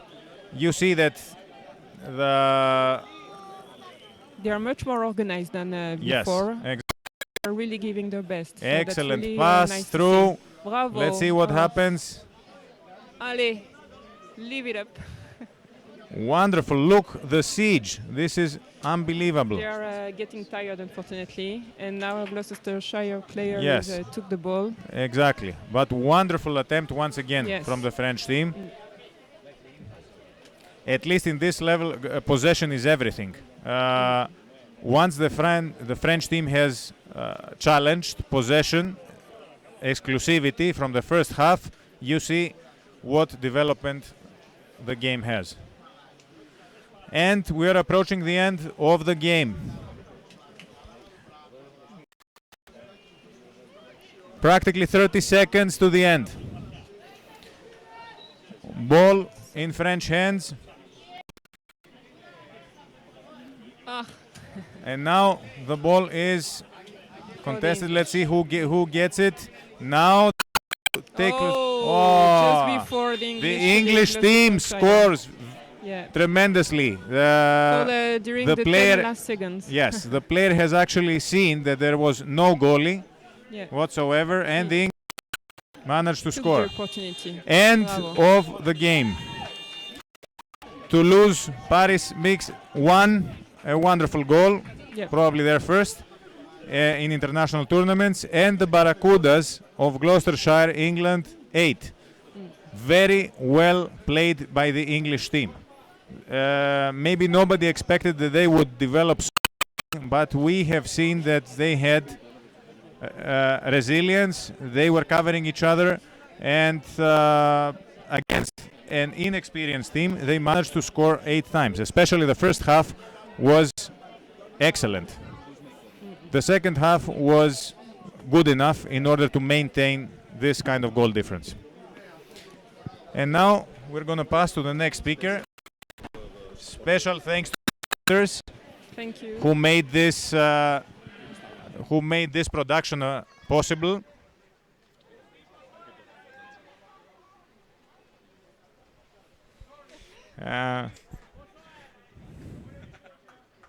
I have to say that regarding Fysalis team and a lot of friends and volunteers that we had, we personally are surprised by the amount of effort during the organization, both of the tournament as well as this live cast.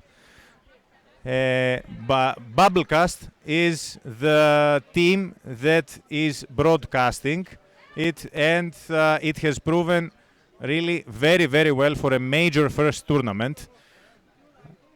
I can only see if the second attempt at this kind of level of coverage, I can see people really leaving their professional plans and changing them to coverage. Now, weather has changed enough the opportunity to also a bit.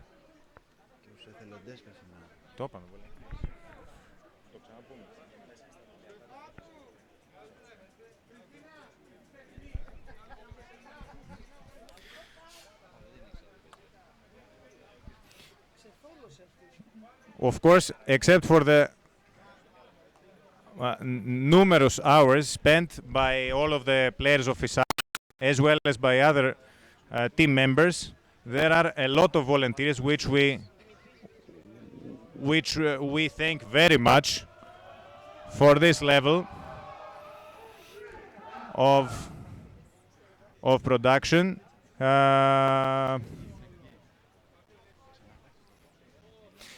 Now we have the roster of Milan. Milan has and the roster of Bordeaux. Both teams are having a very good tournament now. Milan is actually known to have very good and experienced players. However, there are only usually 6 to 7 players in the tournaments. Here they are full roster.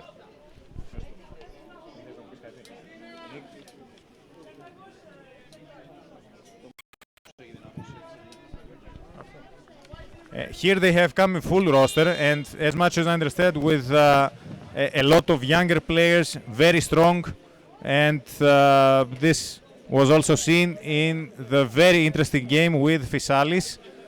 Fysalis won 2-1, but had a very, very tough job. Bordeaux, on the other side, has had a wonderful tournament up to now.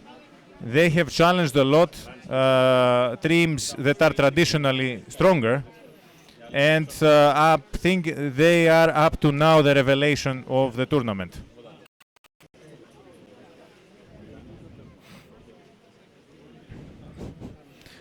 Milan is putting the basket of Bordeaux under siege.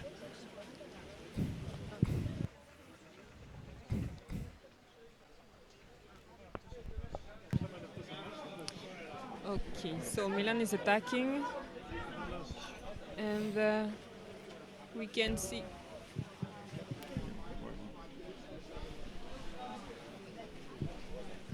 Okay, so Milan is around the goal, the basket, trying to score.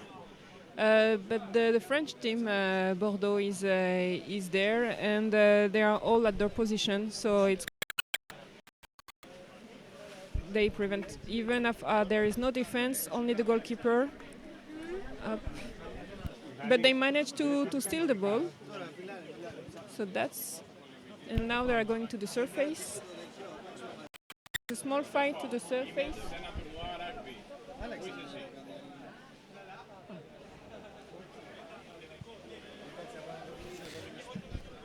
Just a minute, we have a technical problem. Okay. Okay, so they are going. We can back see to the Milan goal. attacking the basket. Up to now, Milan has quite a lot of the possession, and they are playing very structured. They try to deplete the oxygen from the French players. Up to now, it's the first time that I see the players of Bordeaux being spending so much time in the defensive side. The Milanese players are very hard to play against. They secure well the ball, and they're very good in physical fights. But the French team is there, and they fight quite well against. Yes. So that's good. They because it's been 3 minutes maybe that they are on the goal, and they didn't manage yet to score, the Milan team. So it shows that they are fighting back well. Yes. And finally. Milan has scored a goal. Their possession has actually proven fruitful. The goal has been scored. They tried different directions in order to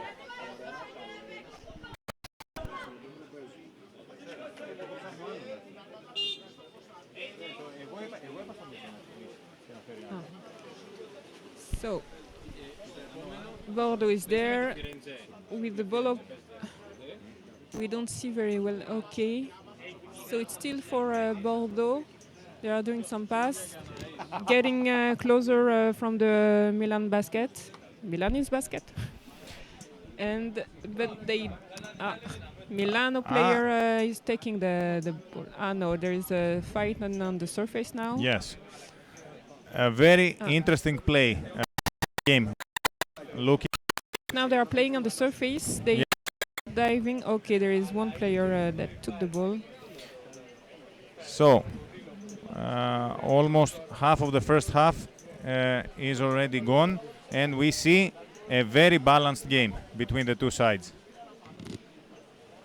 Yeah, knowing that Milano is quite a very good team, it's a quite good performance from Bordeaux.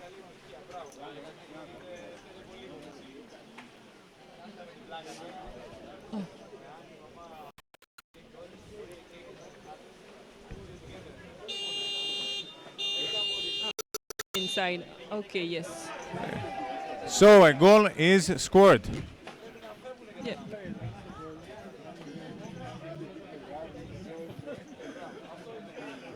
Milano has managed to score a second goal, being very close to the basket. They managed to find way through the defenders.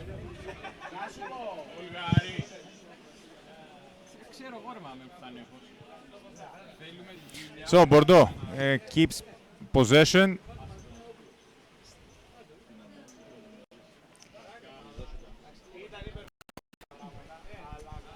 Okay, right now we don't see very well what's happening, but where are they? The middle of the... Okay, the French team is circulating correctly. Some French players have woken up and keeping the possession with such frequency. I think they are close to a goal. Yeah, they are coming Yes. closer and All the Italian teams are known for very physical. So what they have, the French team is otherwise this will happen. they managed to steal the ball, the Italian Yes. team. So now they are going back to the other. And Milan baskets. is going. Oh, Unbelievable. another basket. Yes, this was one of the most unexpected goals ever. There was a very slow curve on the ball. It hit on the back wall. The goal was scored. With a bit of luck, Milan scored the third goal of theirs. However, the counter-attack itself was very well executed.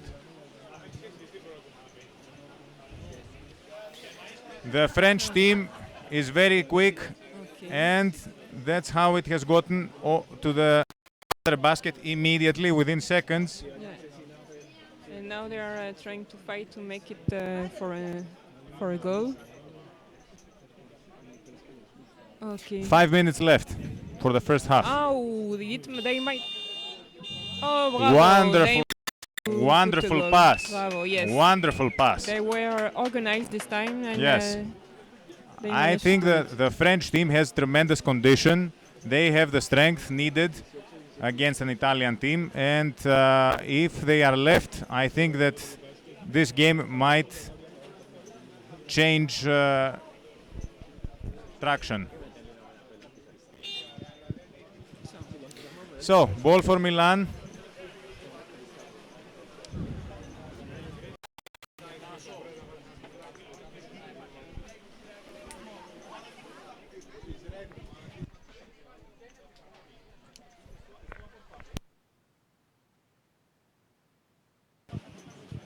Okay, Bordeaux got the ball, but an Italian player is coming to attack and get the ball back.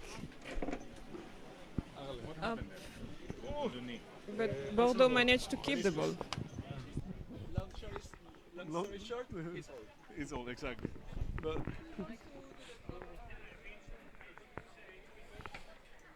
okay, ladies and gentlemen.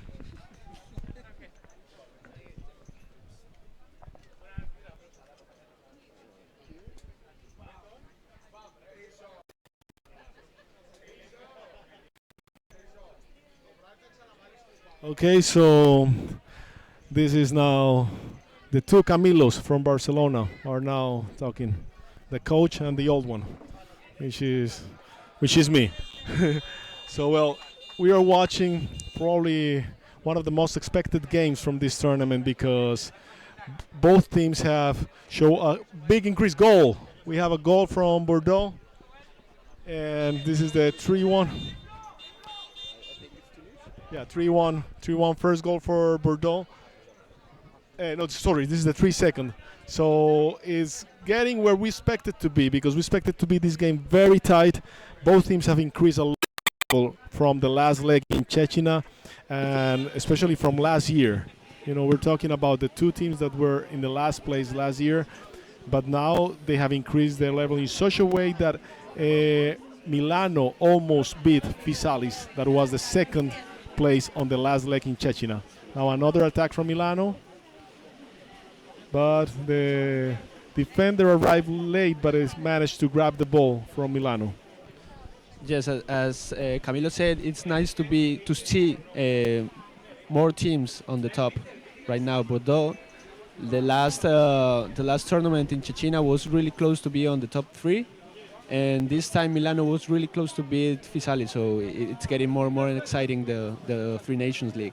Yeah, I don't know if you have watched the last player. This is, you know, one of the players that I respect the most in the world of underwater rugby. He's missing a leg and he's missing a hand, and he plays like he has 2 extra legs and 2 extra hands. He's amazing. You know, it's amazing to see him jumping in the water and giving it all. You know, and he's very tough and very fast.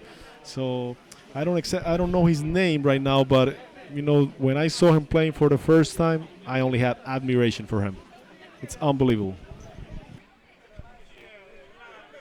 I'm trying to see here on our documents if I get his name, but no, but we'll find this. We will find this and probably will comment it on the on the next round game from them.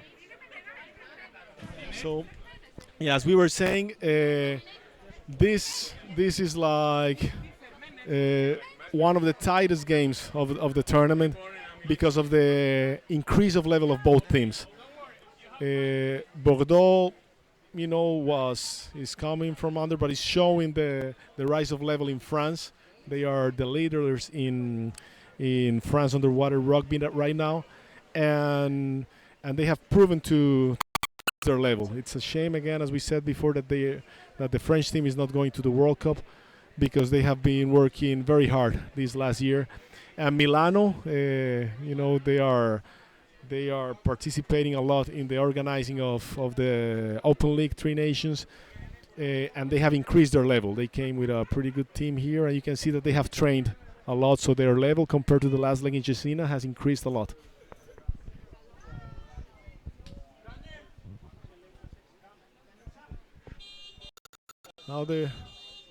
Now the first half is finished, and we're going to the second half. I'm a bit confused here because it's 3-1 for Bordeaux, for Milan. Sorry, I thought Bordeaux had scored the second goal. Yeah, this is the first half. Yeah, the was cancelled, so it's 3-1. But Bordeaux is, I mean, they have 12 minutes, and they could still tie and win this game, because both teams have a very similar level. That Milano has been more effective on their attacks.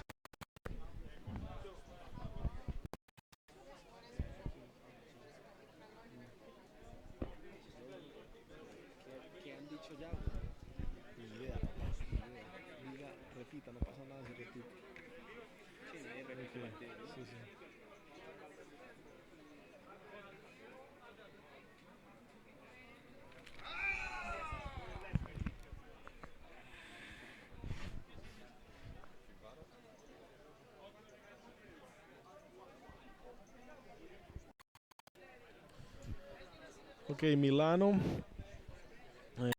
It's very important to mention that they have been playing for 5 years now, and you know, also they had a pretty nice tournament that they normally organize in Bergamo, and one of the seats of the Three Nations now Open League tournament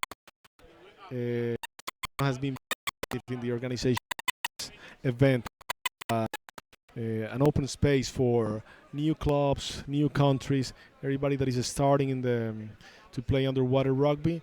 This set of tournaments is an opportunity for beginners, an intermediate level. So remember that if you have a new team, if you're a player and you don't have a team to play with, the draft might offer you opportunity to play for next year.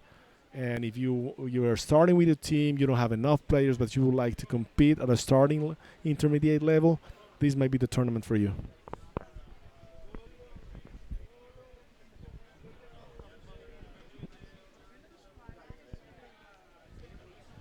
Okay, now possession of the ball again for Milano.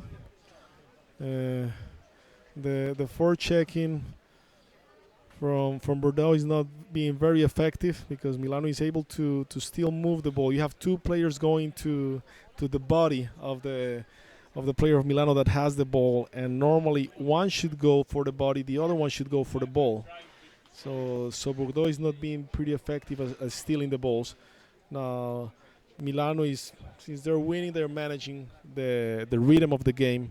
They're going to the wall, just keeping possession of the ball. Here they made a bad pass, and Bordeaux is able to recover the ball. But you can see on the way they swim that it's not a experienced team because there is still slow. The dolphin swim is not so. There you can see the level of the players. Now this is Anais. You can see that she has more experience. She swims better. She's able to grab the goalie, but she goes up too soon. Instead of attacking the goalie from the bottom, she tries to take it up, and she just took it to the surface. So now they lost the ball with Milano, and this is a counter-attack from Milano. The forechecking of Bordeaux is not effective. It's only one player trying to steal and grab that ball, and he's not being quite effective because Milano has 2-3 passes, and Bordeaux has only one player to try to steal that ball.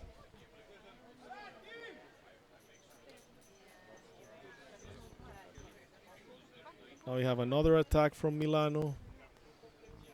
Is not very clean and fast, the stealing of the ball from Bordeaux, so it turns into just a messy game where Milano is not able to attack but keeps an easy possession of the ball because they always have one or two players more down than Bordeaux, so they open the game, they're winning the game, so they're not in a rush to arrive to the goalie. They just need possession of the ball and let the time pass.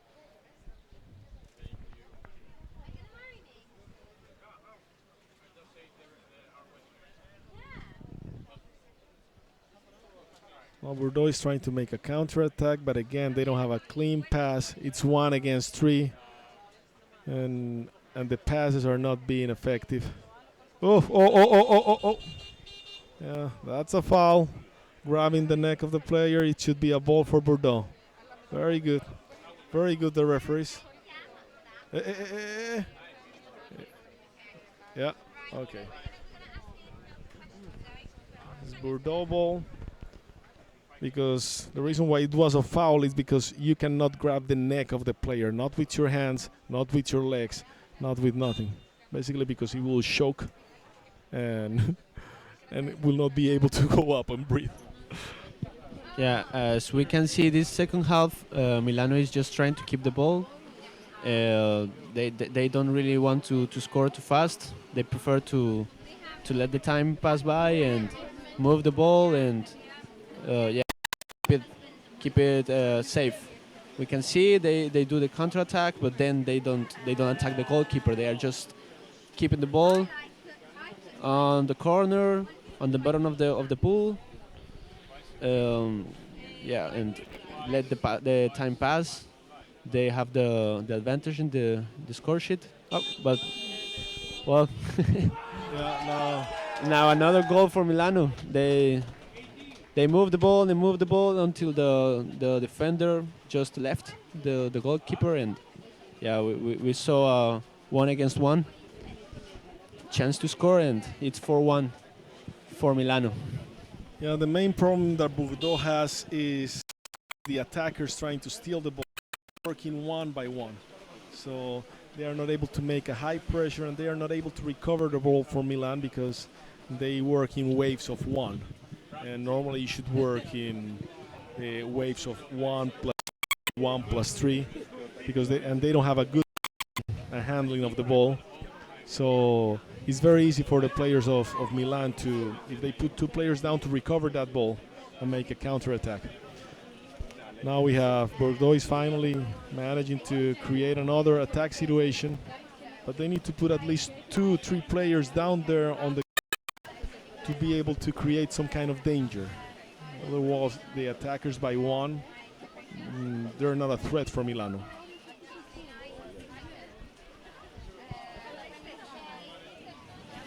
We can see again is one player now, 1 against 1. Now they have a chance here, but missed it. yeah. Good But drop as we from can the. see, the second and third player, they arrived way too late to help this first attacker. Again, they're able to steal the ball. They're missing some company down. Yeah, there is always just one player from Bordeaux attacking, and it's gonna be hard for them to score because the defense of Milano is truly organized. Always the goalkeeper and the defender down, and always up forward trying to steal the ball. So yeah, if they don't have company for the attack, they won't be able to score.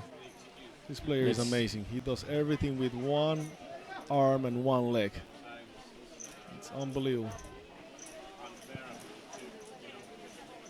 We can see, Bordeaux has to avoid the forechecking as much as possible. Forechecking is not good for.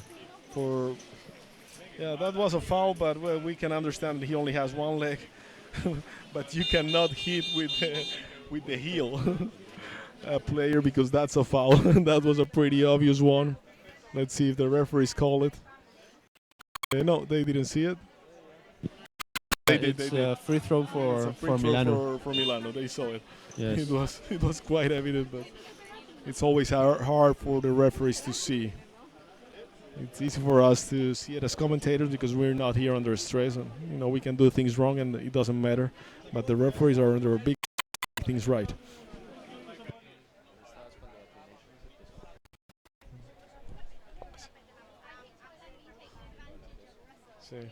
So well, this is the 4th edition of Tri Nations now that will be called the Open League.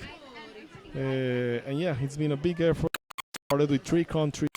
The Tri Nations name come from, but now we are more countries. We are 5-6 countries. So that's why the name has to change now, and we're going to change to Open League.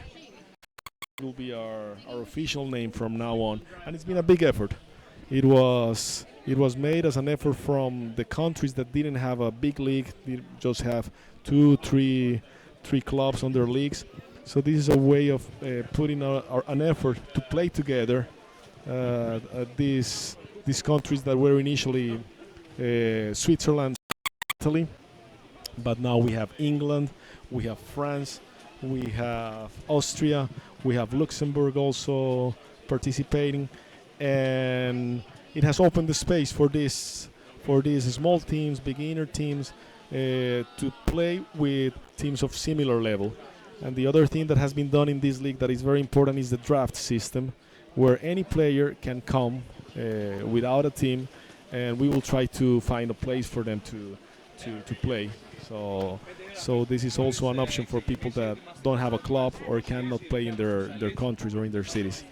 Yeah, I think it's an amazing job that the Tri Nations League is doing, because I think it's really important for the development of the sport in different countries, like Camilo said before, like England, because they know that even though there is just one team in their country, they have a competition to play in, like this Tri Nations League or Open League.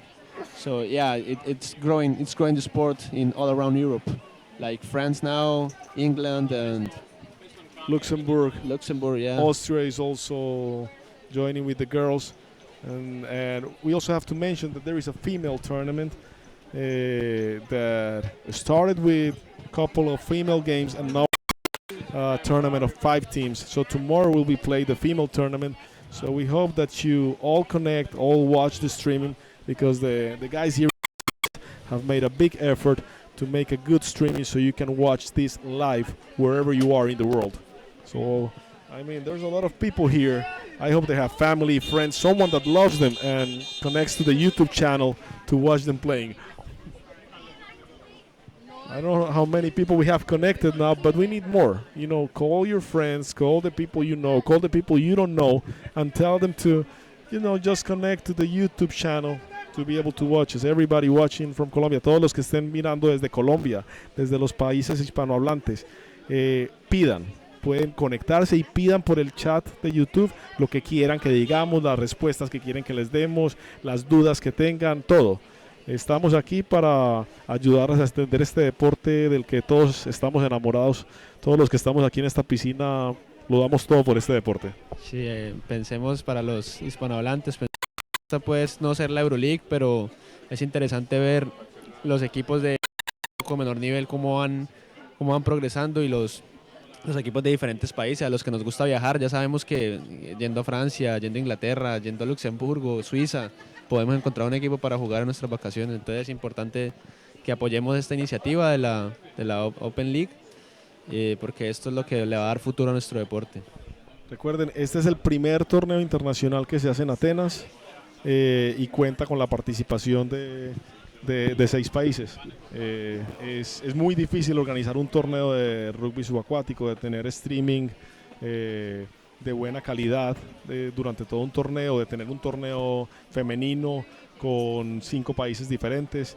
Entonces, de alguna forma es un orgullo. Puede ser que yo hable muy bien de esta liga porque soy parte de su creación, pero no, créanme que hablando desde un punto neutral, lo que se ha hecho con esta liga es un trabajo muy bonito para el rugby a nivel mundial. Okay, now we switch back to English, so hoping that more people understand. And yeah, we have 6 seconds left of this game. We were expecting a tighter game from Bordeaux, but yeah, Milano won easily. They were able to score, play better, control the game. Thank you, Camilo, for being here. Yeah, thank you, Camilo. It's the only chance you will have to hear 2 Camilos at the same time in this part of the world. Camilo with K and Camilo with C. Exactly. I hope you have enjoyed the transmission. Okay. And now the next game. The English girls will replace you for a while. Perfect. So the Gloucestershire girls are gonna take over. So probably they're gonna be and more fun than us. So we'll leave with them. More beautiful voices. Yeah, more beautiful voices, sweeter for the microphone. Yeah. So okay, keep on calling people. We need more people to connect. We need more people to watch underwater rugby live from Athens.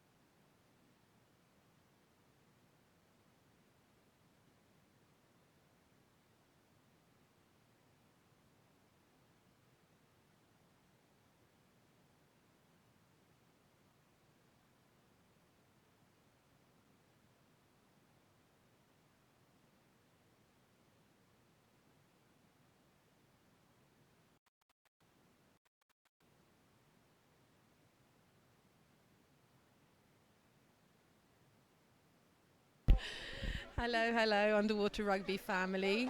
So we've got 2 girls in the booth now, haven't we? We have, yeah. And so to my left here is Laura. Hi. Lovely Laura. And me, myself is? Christine. And we're here with the Barracudas, all the way from Cheltenham, Gloucester. Yeah, Cheltenham. And we're absolutely delighted to be here in this tournament today. And I think I speak for all people here that Yeah, another time. Lovely tournament. Super organised. The weather is on our side. Beautiful here. It Really, is. really beautiful. Yeah. And so our next game up is who's playing next? We're going to figure that out for you just in a minute. Team and a Greek team. Yeah, you are right. In white, we have got Fysalis is in blue, and Firenze is in white, I think. Is that correct? I believe so.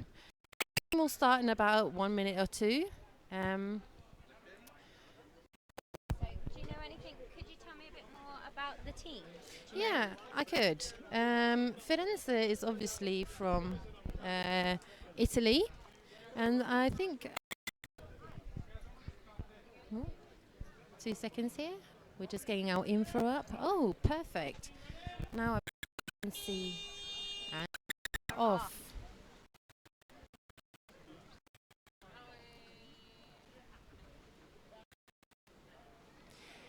And yet again, we're really delighted that we were able to have some commentary on this streaming, and that provided by streaming. We know that there's a small group of people out there following us each time, and it really helps, keep the motivation up, and just to be able to see what we are doing on these tournaments and how to improve.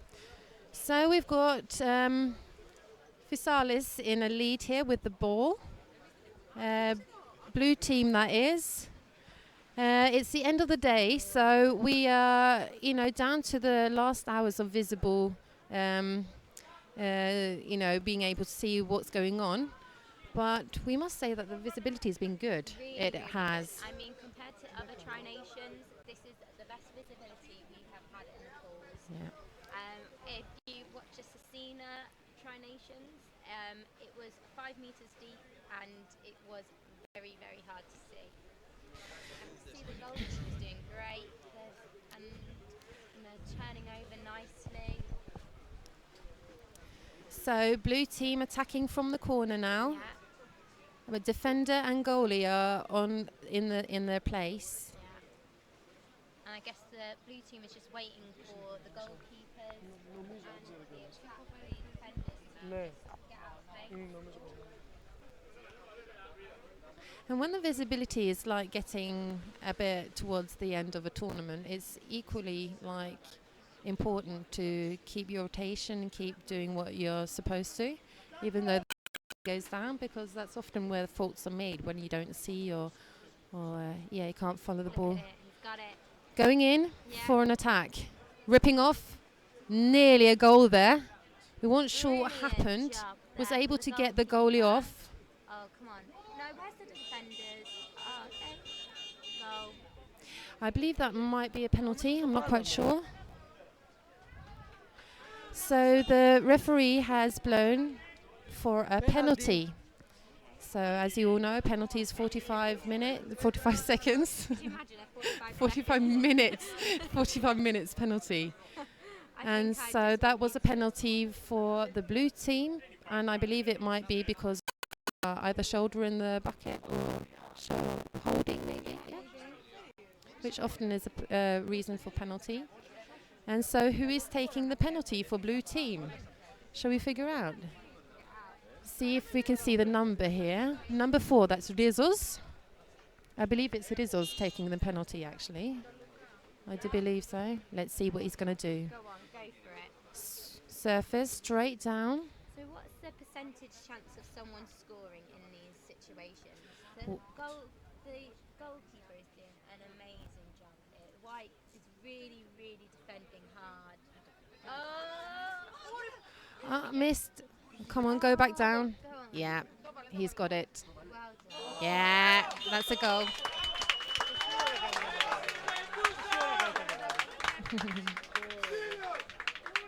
Good question that about penalties, because they actually had to change the rules a few years back to make it easier to score. A penalty is given because one of the team has done something wrong. So it should be a high you're able to score. But they changed the rules around a bit. The percentage got a bit higher actually. Now, they changed a bit about like how far you're allowed to go out and stuff like that, just to make it a bit easier to be able to score a goal. Yeah. I guess as the person that's taking the goal, you're trying to lure the goalkeeper off the goal. We're off again. Yeah. White team's got to start now. Let's see if they're able to recover from this penalty. Oh. Got it. Was it going to be a runaway goal? Oh, the goalkeeper's there. Brilliant. To pass down to a person they're helping out. And again in the corner. This. They are. Which is a tactic that we've been learning at Gloucestershire Barracudas. We haven't really implemented it in this tournament, but it's something that we're working on. Yes, it's a really nice way of like gathering your team up for a good attack, and you're safe in that corner. You know, nobody's behind you there. What we can say about this pool is it's very narrow, so the distance from the corner to the goal isn't all that much, right? Yeah. And that's why it can get a bit more intense in that corner in this tournament. But the Greeks are really doing a good job in holding it. They're taking possession, which is the most important thing. Yes. If you've worked your bum off to get to the ball, you then don't want to just give it away. Firenze are doing a really good job in being in place here. Yeah. There is always a defender and a goalie up, down, and they're not giving up their space easily. So they're doing a good job in defending. And you can see here that one defender is overlapping the one, his sub.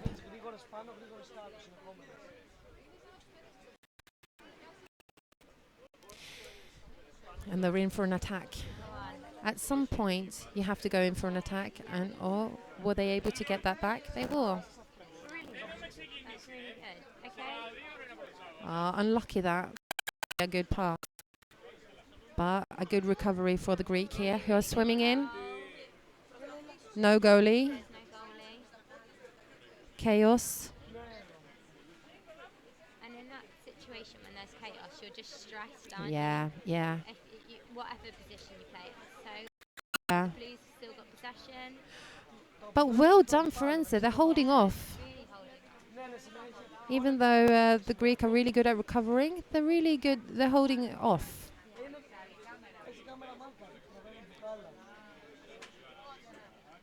And again, snatched by a Firenze player. Are they able to get it out? Unfortunately, they're getting locked up a bit too soon. But there, we're off. Okay. Good. You saw your pen. Oh.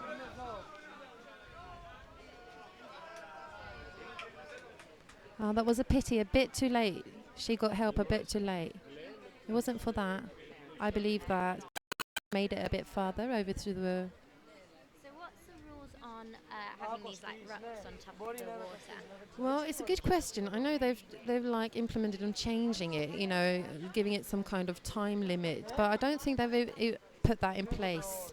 As long as I know, it's the same thing that you can keep going as long as you don't like attack the neck or the equipment.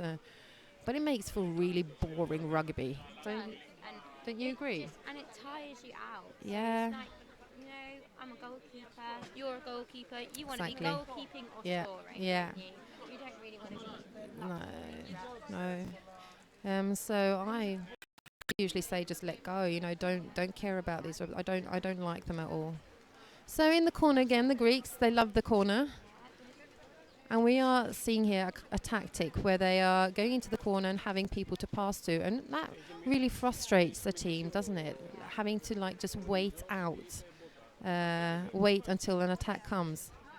So what often happens is that people will shoot out, and which can be a good idea, but then you're kind of vulnerable, you know, for an attack. So you have to be really well-adjusted defenders to be able to shoot in an attack here. The Greek again.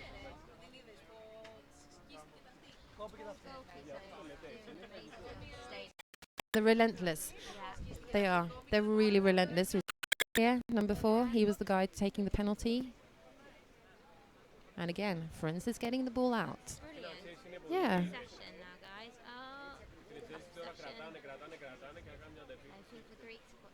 now.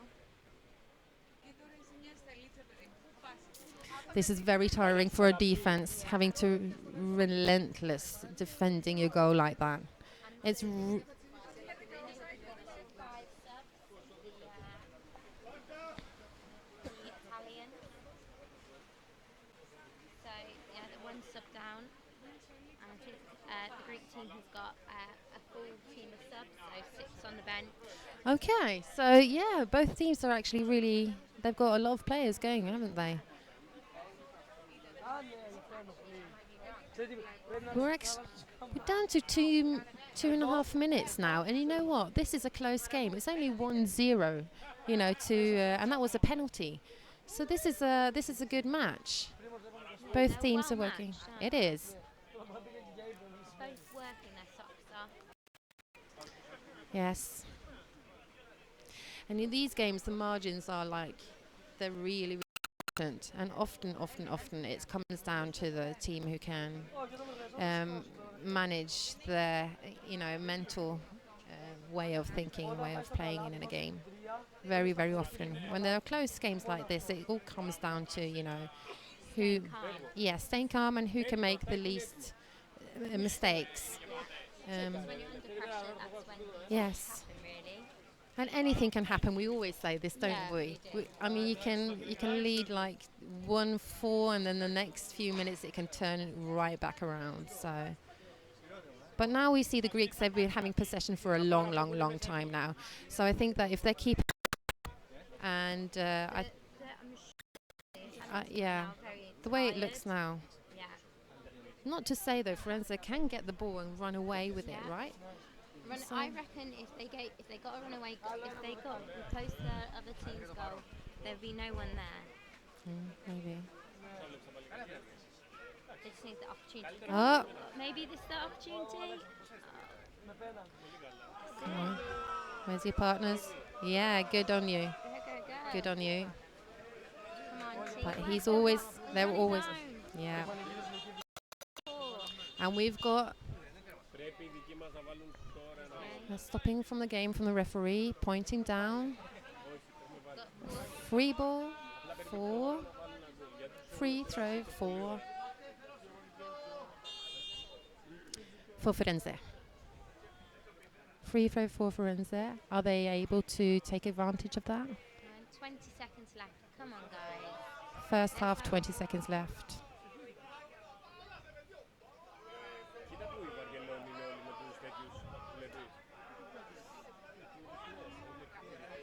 Good job.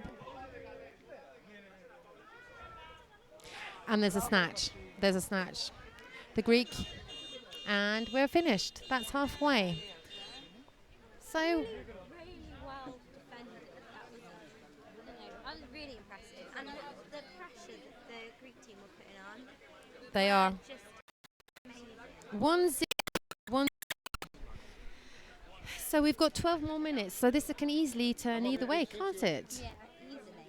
Well, what do you think they're saying now in the timeout? What would the feedback be? I think the Greek team is going to be, stop messing around, get it in the Yeah, goal, score that goal. Yeah, goal, yeah. putting them under pressure. Mm. Come on now.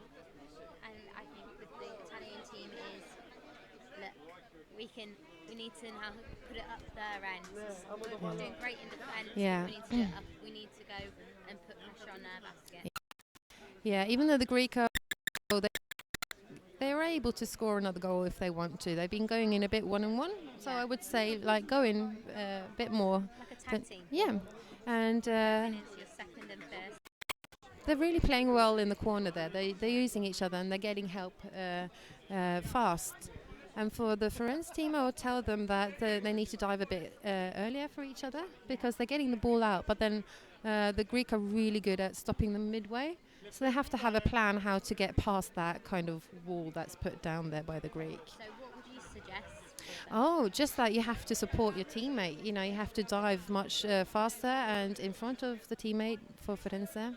And then, they can get the ball over midway, which should be helpful.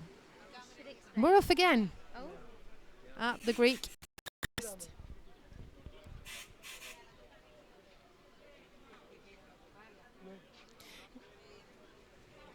The sun is shining down on this pool, which is lovely, but it does give us a bit of... Poor visibility. It does. Greek team have currently got In a kind of scrum. oh, and the white Saracen.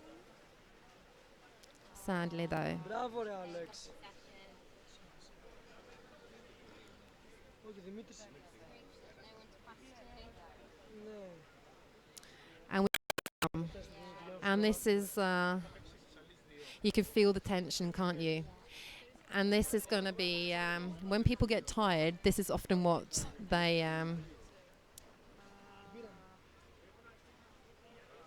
come on. Strong, big team, very strong. Good thing he saw his teammate here. And off like a rocket. Well read by his partner there.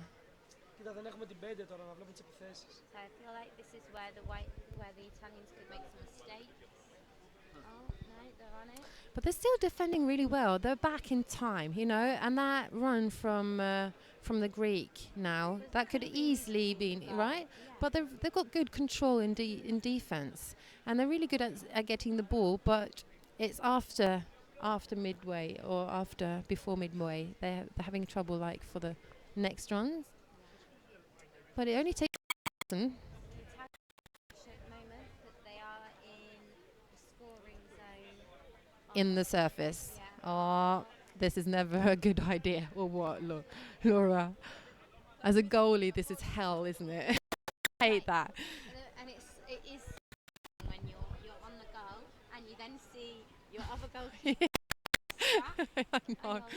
Oh God. Well, you better for me. I know. Save me. Forget that ball. So Firenze still in defence here.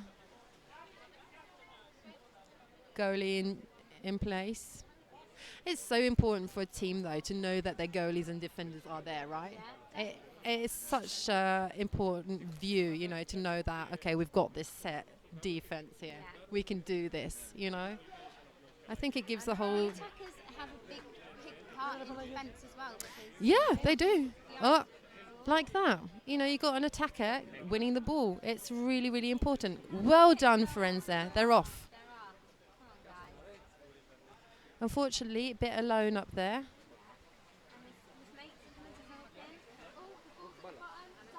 Who's at first? Firenze first on. Good, well done. Oh, good chance. Good chance, Firenze. Over by the Greek goal now. And this is one of the first times Firenze have been in attack for a while. Well done.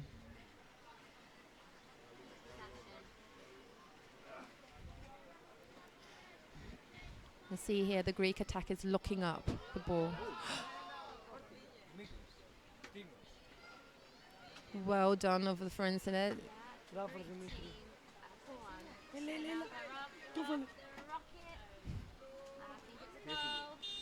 It is. Good run that. Good run. Well deserved. And that was player number. Are we able to get a number out of that?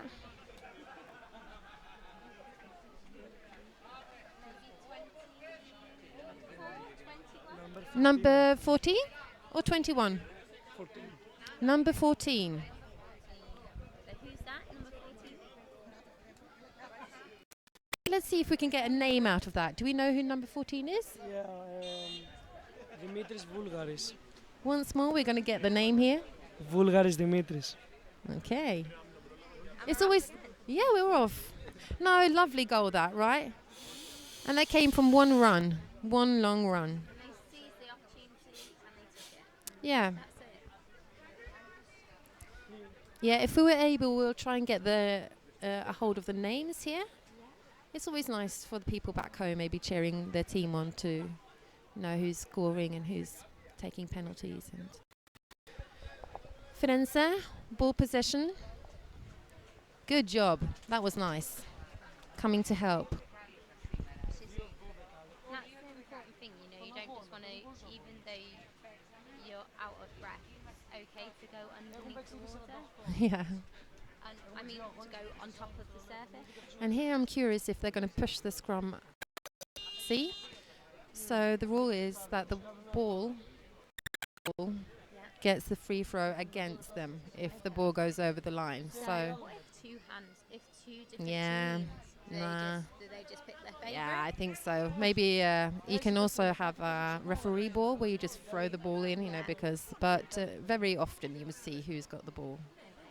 So if somebody's are you over the line, you know, because then you get a free throw. So I think that's what happened here. So Firenze got a free throw in this situation. Let's see if they are able to gather up for a good attack. I feel that they do have that in them. Oh, that was unlucky. Didn't see that. Rizzo's here. And he got help eventually. Number going in for an attack. And yeah, they did. And the defender was there as well. But now the defender.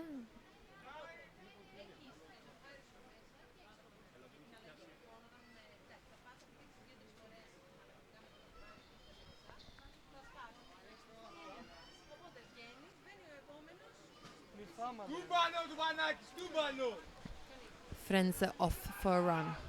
Let's see if they're able to make anything of that. Oh, this is close. This is. I think this is the closest they've gotten to score a goal. Pity. He had a good hold of that head, didn't he? And it was strong as well. This would be really nice to.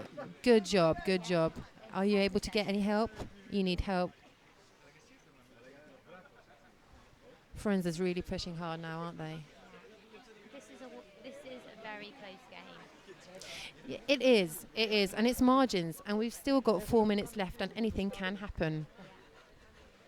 Even though 2-0 is a solid lead, anything can happen. And also, when penalties are involved, good chance.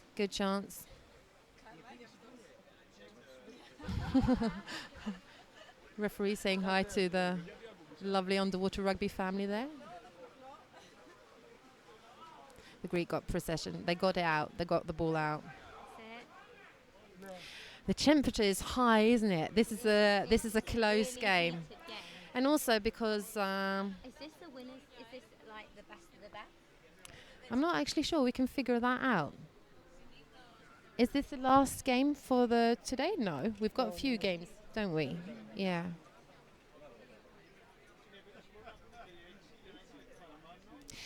But I think a reason for is that it's the home team who are hosting who are playing. Yeah. And you can feel, can't you? You can feel like the support. It means a lot. It means a lot, especially when it's. And that gives us, on that note, you know, just time to say thank you so much for having us. Yes. Yeah. Yes. Provided us with some sun. Yeah. Lovely.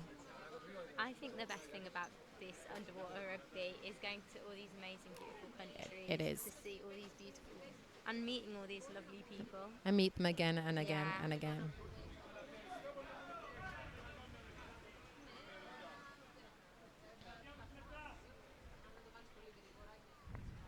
Greek in possession.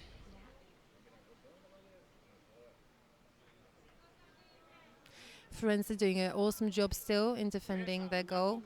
They are not scoring easily, are they? They're not easy goals. They're all goals that you have to work hard for in this game.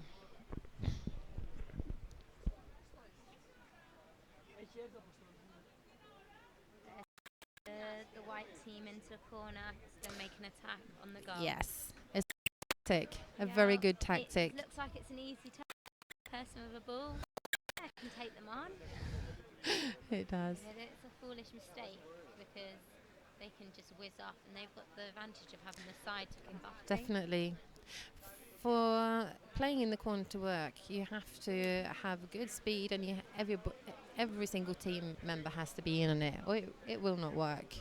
So it's very much a team effort playing in the corner. And also, at some point, you kind of have to go in for an attack if you want a goal. Yeah. If you don't want a goal, the corner is absolutely lovely, isn't it? Just to play around, to hold off, just chilling. Chilling in the corner.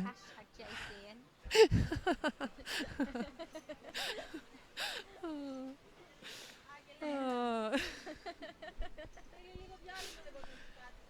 This is a good attack.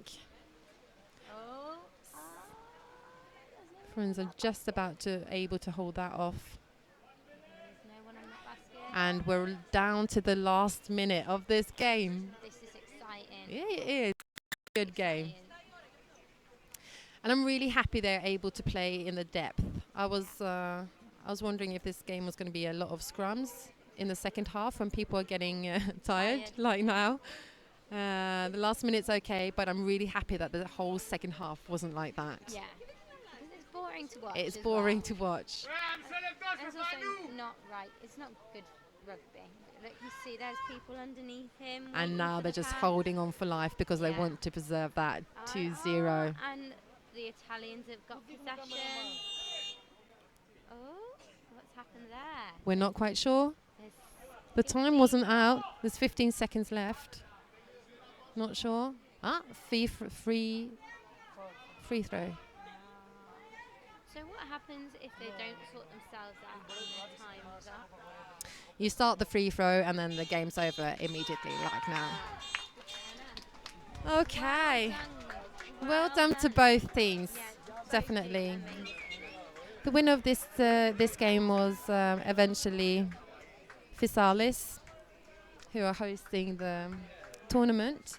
So congratulations to them, but well played for Firenze. Really good fight. Yeah.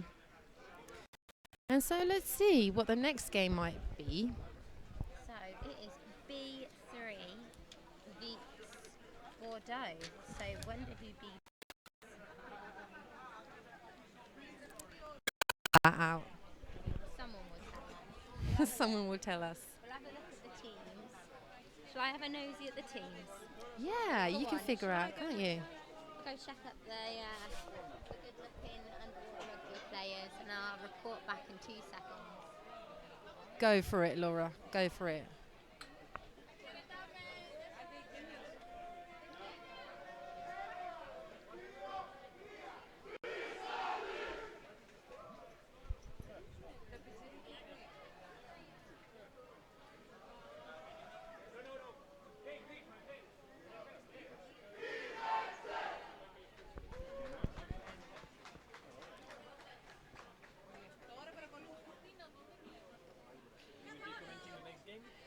I'm not sure.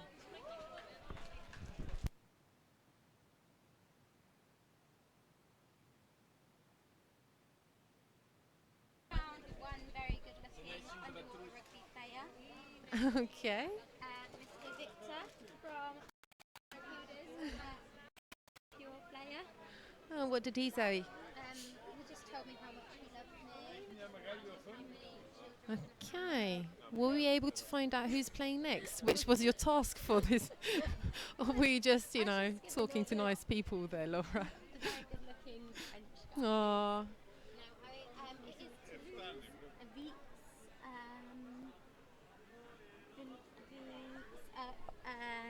Fysalis 2. Okay. So that would be a really interesting game, wouldn't it? Because that's the 2 teams that we have played against this afternoon. Definitely, of course. Toulouse against Fysalis number 2. So Fysalis, who are hosting, have 2 teams. That's well done. Well done. Done my little spying. So I think that this is really going to be a good game. Yeah. Me too. Yeah, I agree. Because I think Toulouse are going to be pulling up their socks from our game. Definitely. And I think they thought that maybe we were an easy game. It's our first international win. Yeah, we have to say congratulations to Barracudas. Yeah. It's the first time we have ever won a game internationally actually ever, to be honest. So we're absolutely thrilled. I mean, our aim always when we come to these tournaments is just to score and have a good time, and winning is just amazing, isn't it? Yeah, it is. Yeah. Like, Into the team. Yeah. I think Toulouse, they're a new team, and they're also quite a few players short. Yes, I understand that there are 7 players, Toulouse. Oh, good job, isn't it? Going to a tournament with 7 people, it's hard work. Yeah.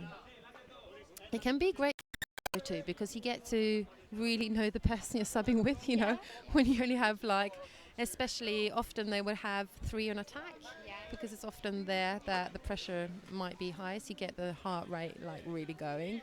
So I would put 3 on attack actually. And I mean, some people look at it as in, right, it's going to be a hard game, we're going to put all that effort into, cutting losses. Oh, and we're off. we're off already. We weren't ready. We're talking the night away. Let's see if we're able to camera underwater here. And we're off. Perfect. And blue team is... Are we able to figure that out? Fysalis 2, yeah.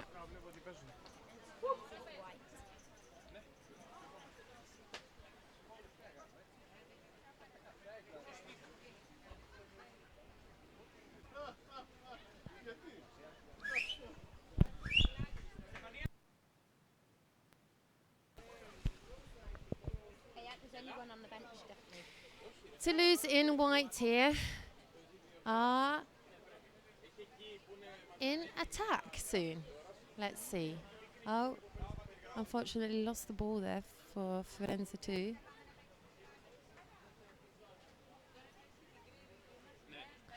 Both these teams are young teams, I reckon, and I know that Toulouse was in a training camp of some sort, I think, last weekend. Okay. Yeah, which is really lovely to hear about, isn't it? That the teams are going for training camps, but that might also mean that they might be a bit tired.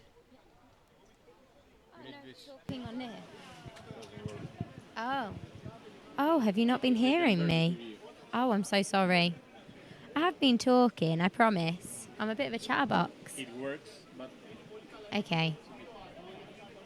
Well, welcome to the welcome to this commentary, Laura. We just used the microphone for the last half hour. That doesn't exactly work. I'm so sorry. I am normally really, really chatty and really annoying, so you're probably going to turn off now. Sorry, we've got to get back to the game. Yeah, we do. Sorry. Fysalis 2 here. Have got possession. Let's see if they're able to counter up enough people to go in for an attack. Ooh, and they've lost the ball. Regained it, going in. This is a good opportunity if you're able to cooperate down there. And getting the ball out. Good job. That's really good job. Okay, and the goalkeeper's getting tired. You can tell. And the other goalkeeper can't get down to sub. Oh, good save. Oh, that goalkeeper's been down for ages, and unfortunately, she had to go up at some point. As a really good string of defending, but she was on the goal for a long time. Yeah, very long. Like, where is my subbing partner?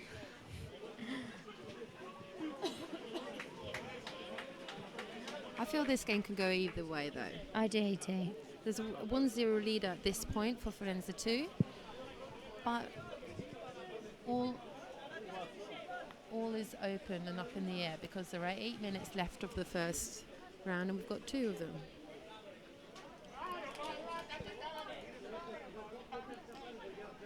So I better not eat sweets while I'm doing this. So what I do is, because munching on a microphone might be the worst thing in the world. Go for it, Laura. Right. Toulouse starting with the ball here. Able to hold possession. Well done. Needs help.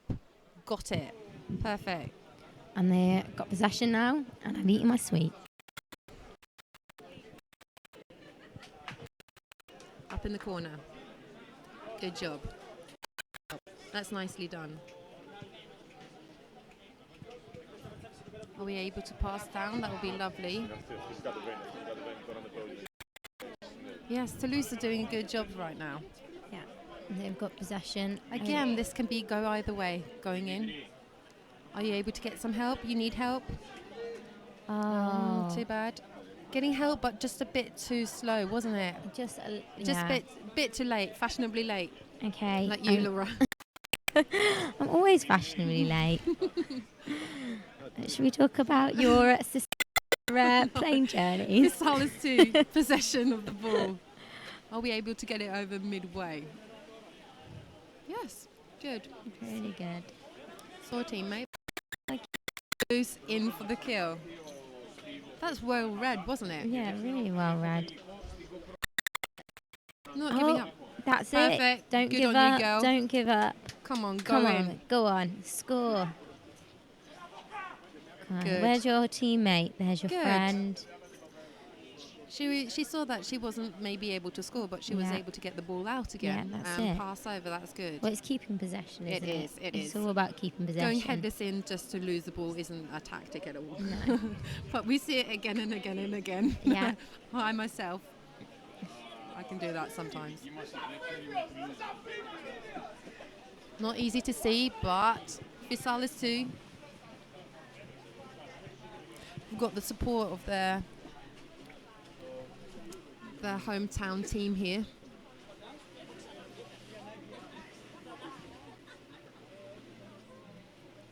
And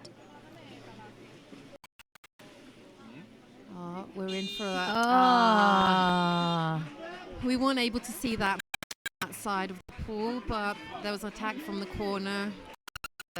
Unfortunately, the goal doing a good job. There was no defender there, so it's really, really hard if you've only got one sub. Yeah, You're relying on your attackers to just get it away from you.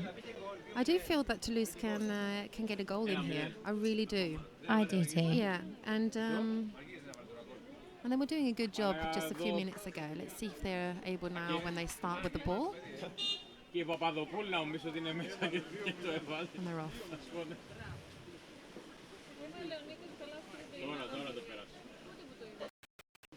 Ooh. At the bottom, or it's in someone's hands. It's very hard. It is. So you've got help underneath there. Good That's job. it. Good. Brilliant. Yes. And is it And we're off? off. Let's see. Where's his Up in the friend? corner. Good. Yeah, that's it. Nice. Are we able? Oh, he's getting kicked away from the goal. Brilliant. Oh. And it's at the Ball fell bottom. down. Who gets it? That's Toulouse gets it. So where's his friend? Where's his friend? Good job there. That's Are we it. going in? Yes, we are. Go. Go on. Go on. Oh. When it's attacker beats goalie, it's a great She position kept the to ball be for a in, long an time attacker. there. Good job. Down again. Good. This is tiring for the defenders, and you can see them, floating up like this. Yeah. It's creating chaos. So well done, Toulouse. Well done. Okay, and the great. Now Fysalis 2 have got possession and are over midway towards Toulouse's goal. And although we can't see much, we are able to know that Fysalis have got the ball to Toulouse's goal here. Yeah. And Toulouse is in the spot. The goal is where goal she is should be. covered, Yeah, yeah. that's good. And the Defenders defenders there. yeah. And there's another goalie there. And there's a defender in place. We got a scrum over the goal, not optimal. But there. And that's it. And the Fysalis 2 have got possession. At this point, I would calm down a bit. I'll Yeah. get the ball out, gather the team, and then go in for an attack. Right, Oh. so maybe the corner is their best friend. And I guess they have been training with Fysalis 2, Oh. Fysalis 1. And there's a goal. Yeah. Nicely done, though. Very nice. But I passing guess down to a clean opportunity for a goal there. It's lovely to have multiple teams in the same city, though, right? To Yeah, have enough definitely. players to be able to gather two teams is really well done. Yeah, And we're also really happy that every time we come to these tournaments, you know, new another teams team. Yeah, pop up definitely. from nowhere. It's just great. Is that, yeah, It it's just wonderful. means right. Okay, trips on to Toulouse. Right, yeah. I'm buzzing. I mean, I can't wait for a little trip over the channel. Oh, it'll be so nice. We've got to see so many nice places and meet lovely people. I know. And eat lovely food as well. Definitely. Toulouse off with the ball. Are they able to get it over?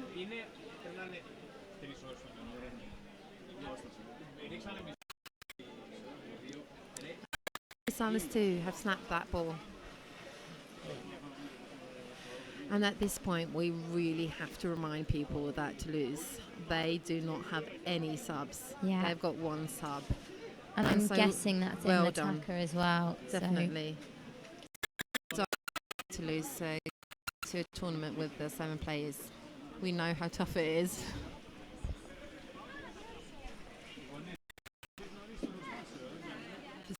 The Fysalis 2 have got possession.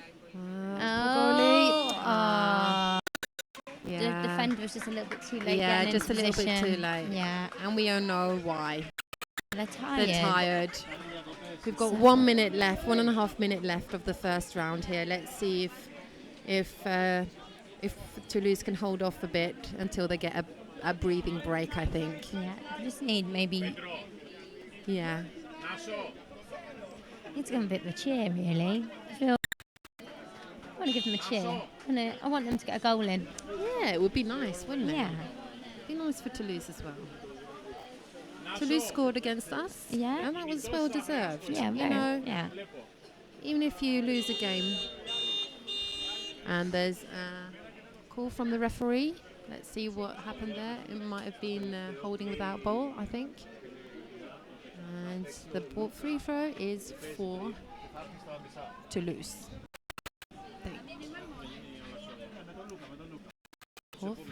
Fysalis. Oh, they changed. It's for Fysalis too. The ref wasn't agreeing with himself there, I think.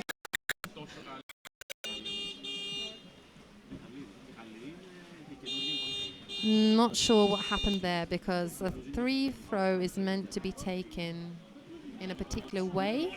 Yeah. And if the team isn't able to do it, it then becomes a free throw for the other team. Yeah. But I've been a bit kind refereeing here because I know there are loads of new teams around, Yeah. and so I've like kind of given them a bit one-time slack off, you know, Yeah. one-time warning, and they are able to do the free throw again. Yeah. Just to teach people a bit. Oh, of course it was half-time. That's what it was. Oh. It was, they weren't able to take the free throw. That's so what what do you was. think the conversations are going to be like with these teams? Do you think it's going to be keep on going, you know, put them under pressure? They're getting tired now with the Greek team. Oh, saying hi. Hi. Yeah, for Toulouse, you know, just pat them on the back and say, you know, well done. Learning loads, losing, you know. We're still able to get in a goal. We scored a goal today. Yeah, and I think that what now, like this is still, there's a goal to be had in this game, isn't there? Exactly. You know, we're both they're all new teams, so this is all a learning experience for every player. It is. And it is. And yeah, as long as you've got a good team to lose with, you know, you're good to go, aren't you? Exactly. See, there are only a few minutes break before we're off again.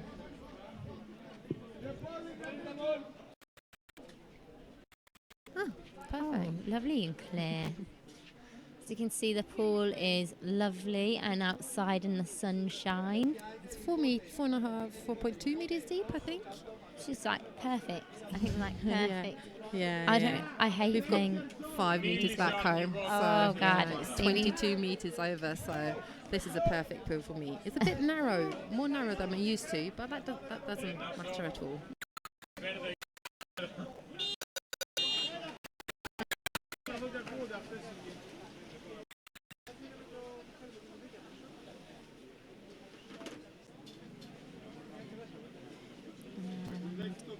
It's a bit of a scrum. Yeah, neither teams were able to get a clear catch of that first ball, which starts in the middle. I feel like the whites might have the advantage here. Yeah. Oh, that was a good snatch. they're off. Toulouse is off.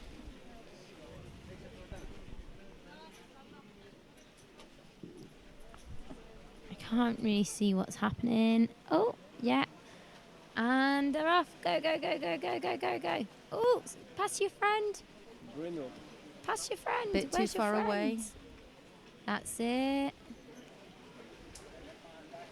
Good job. Oh. A bit dangerous pass that is in front of.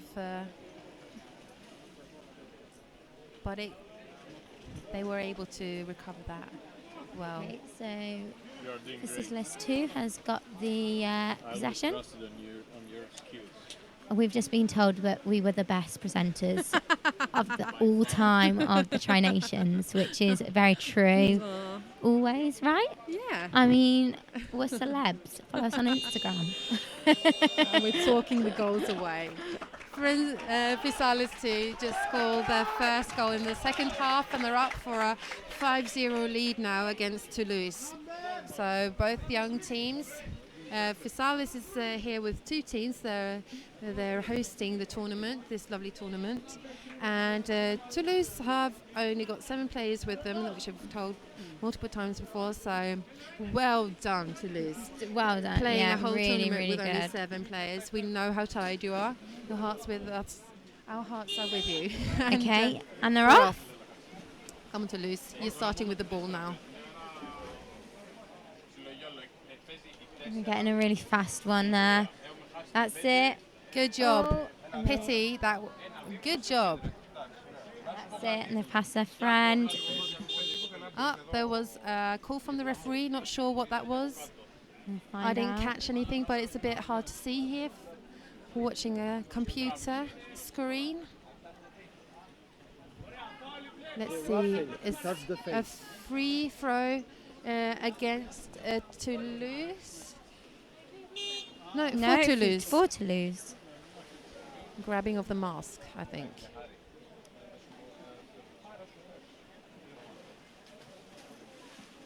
And so what are the rules on... Again, a call from the referee, not sure. I wasn't able to make anything out from our video here. And this time it's for Fysalis 2 here, who are getting a free throw, and we're not sure for what. Taking the free ball correctly, and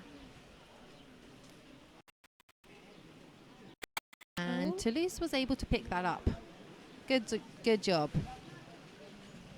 Oh, and they've got no friends, and he's holding on to that ball for his life. Good job. Really, Good job. really good. Really under and he's lost possession. And Fysalis 2 has got their ball. So this is a thing that I've noticed. They're not diving deep. And I think that would really help them. And also, people are tired. You can see when the ball falls down like that. Yeah. It's just an indicator that people are tired. We're down to the last 8 minutes with 2 times 12 game.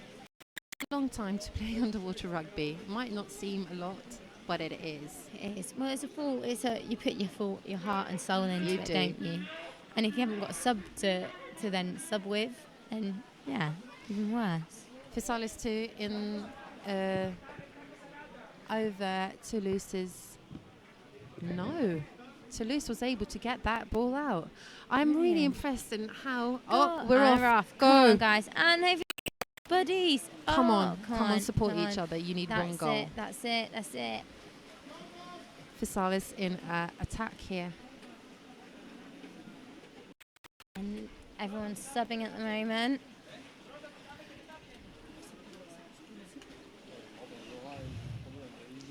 Camera angle swap.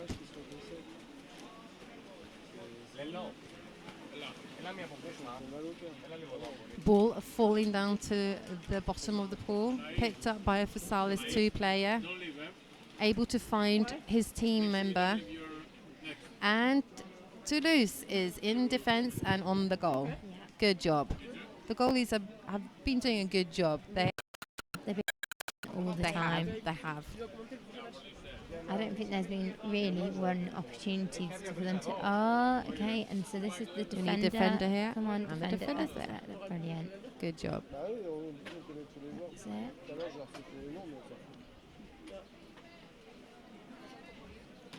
Fysalis going in. Good job, goalie. Yeah, really. Keeping that person away.